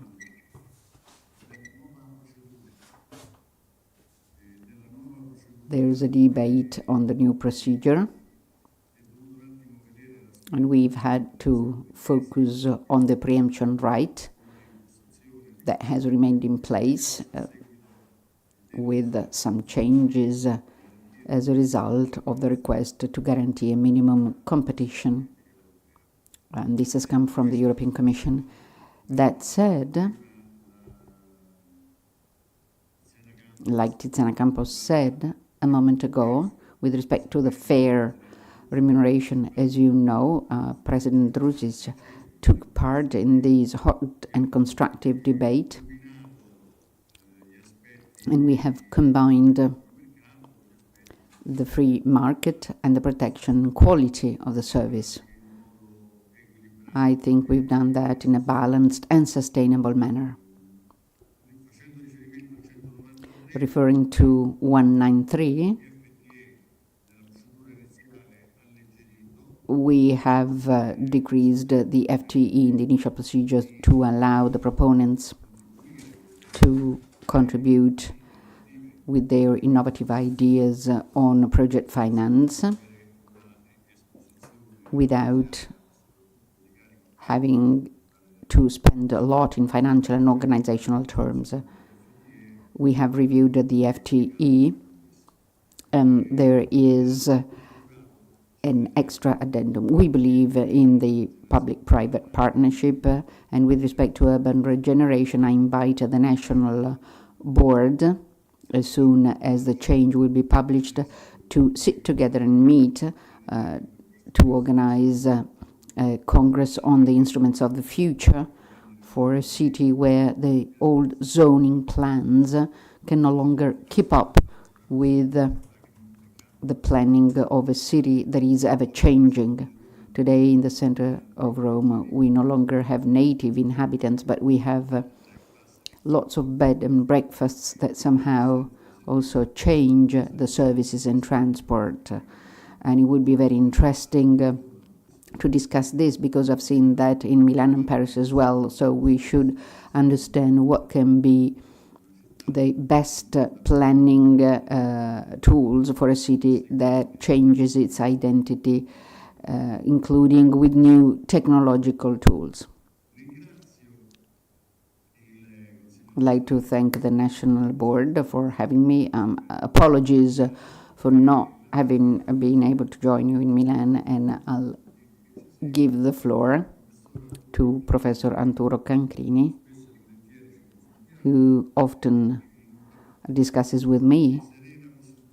We have a constructive and peaceful discussion, and hopefully this will contribute towards simplifying procedures so that the final product is high quality and swift in a sector like ours that is always very difficult to work in due to the lack of technicians. I'd like to congratulate with Minister Zangrillo, who with the new decree law is trying to come up with innovative procedures to quickly have technicians, young technicians, on board. And like I said during other conferences, these are people who have to be familiar with administrative law, criminal law, accounting, and they also have to know very well the technicalities, considering that there are few resources. So we have to encourage these human resources, and we have to value the students, because without technicians in the public administration, there's nothing to do for the society, including for extraordinary maintenance, let alone new buildings. Thank you, and I hope I've been clear enough. Thank you. Thank you. Wish you all the best.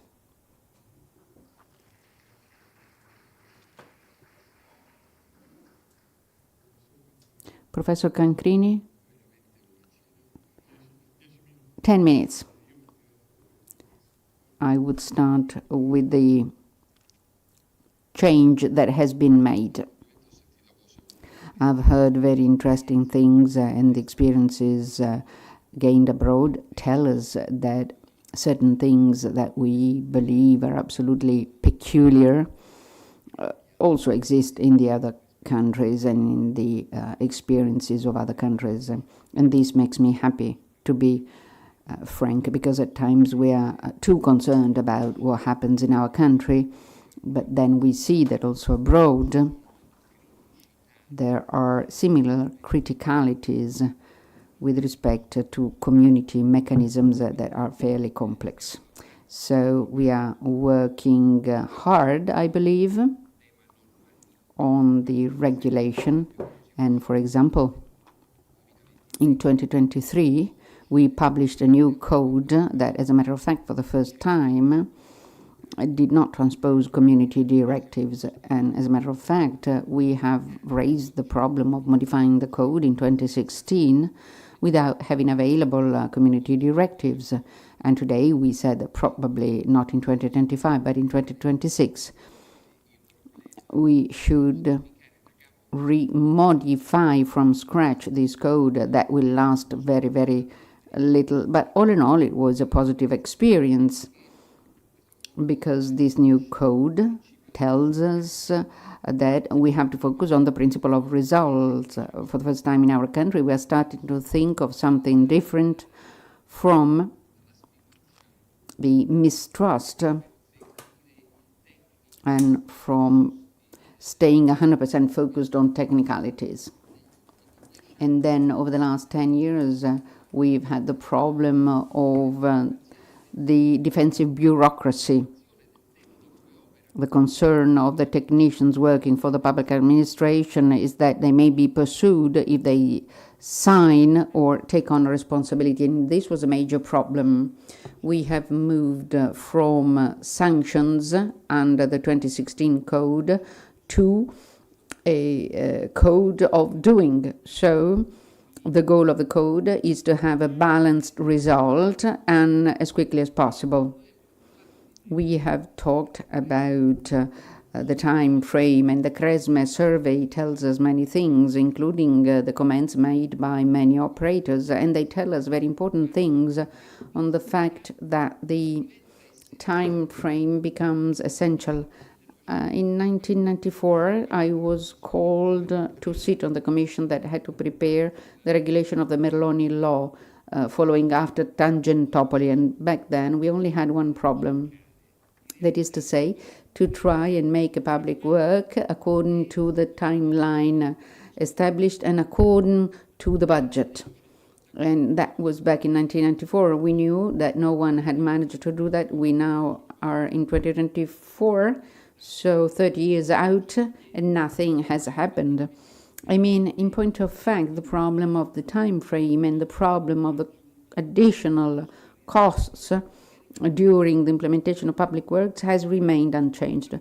But maybe for the first time, we now have a project that is at the center of this, because either we realize that all of this can be solved only with a project, or, as a matter of fact, we will continue to grope in the dark without having a solution for a problem that applies to public procurement and private procurement. So the project is at the heart. The quality of the project is essential. The principle of the result, the principle of trust, the principle of contractual balance, I mean, they're all corollaries of an objective that, as a matter of fact, for the first time in 2023 was mentioned by the law. And so a change is essential, because after 1.5 years,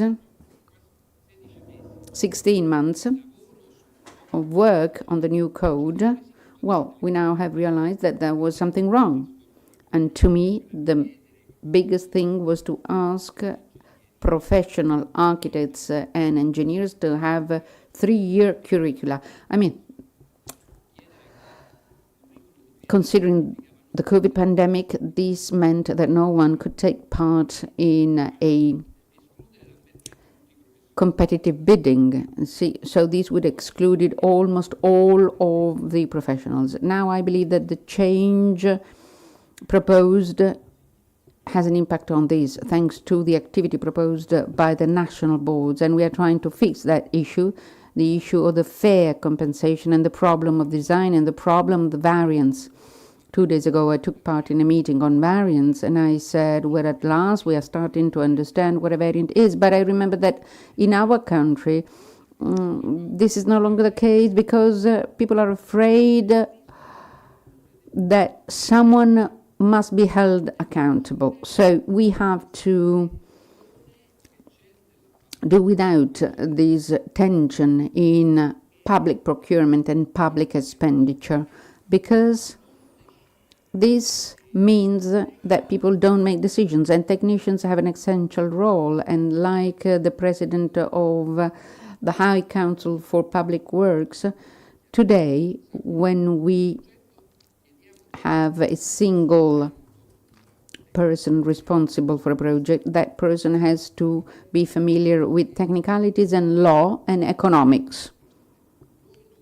So we cannot ask these people to be alone and govern the whole implementation of public works. And let me tell you 3 very important things. First of all, the new law supports these people. And this support is highly qualified, and it's not just in terms of advisors. For the first time, we even have people who are responsible for individual stages, and so they help the head of the project in his or her activity, and they're accountable for the individual phases of the procedure. So planning, design, award and execution. So we no longer have a head of the project, but we also have heads of the various stages. We have advisors, and according to me, we have two equally important things that we should start to use. One is the technical advisory board.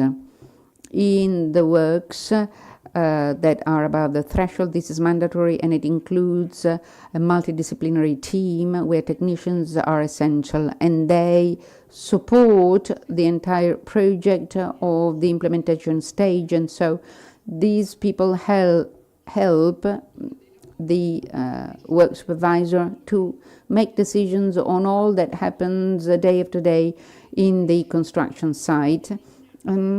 It does so that the supervisor is not accountable, and if they follow the decisions of the board, they will not be held accountable.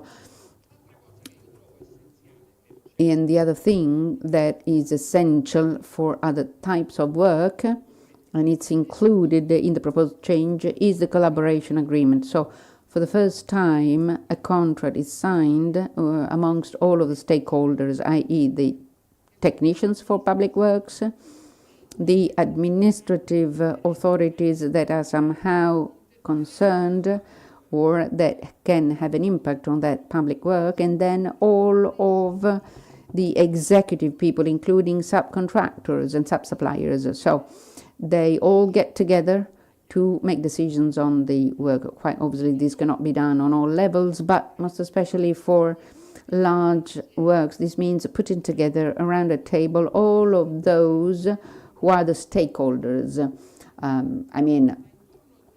When I say around the table, I mean with a contract, the outcome of which is beneficial for all, because it also results in premiums for the operators. And so from this point of view, supporting the supervisor and the technical advisory board and the collaboration agreement are three tools that in our body of legislation tell us that the legislator wants technicians to be supported and helped to make decisions. Thank you. Grazie Arturo Cancrini. Non avremmo potuto... Thank you, Arturo Cancrini. We couldn't have said it better. So you have highlighted all the novelties in the amendments that have been proposed, and I guess that also the reform of the European framework is something we have to work on. Thank you all, and have a good evening. Thank you.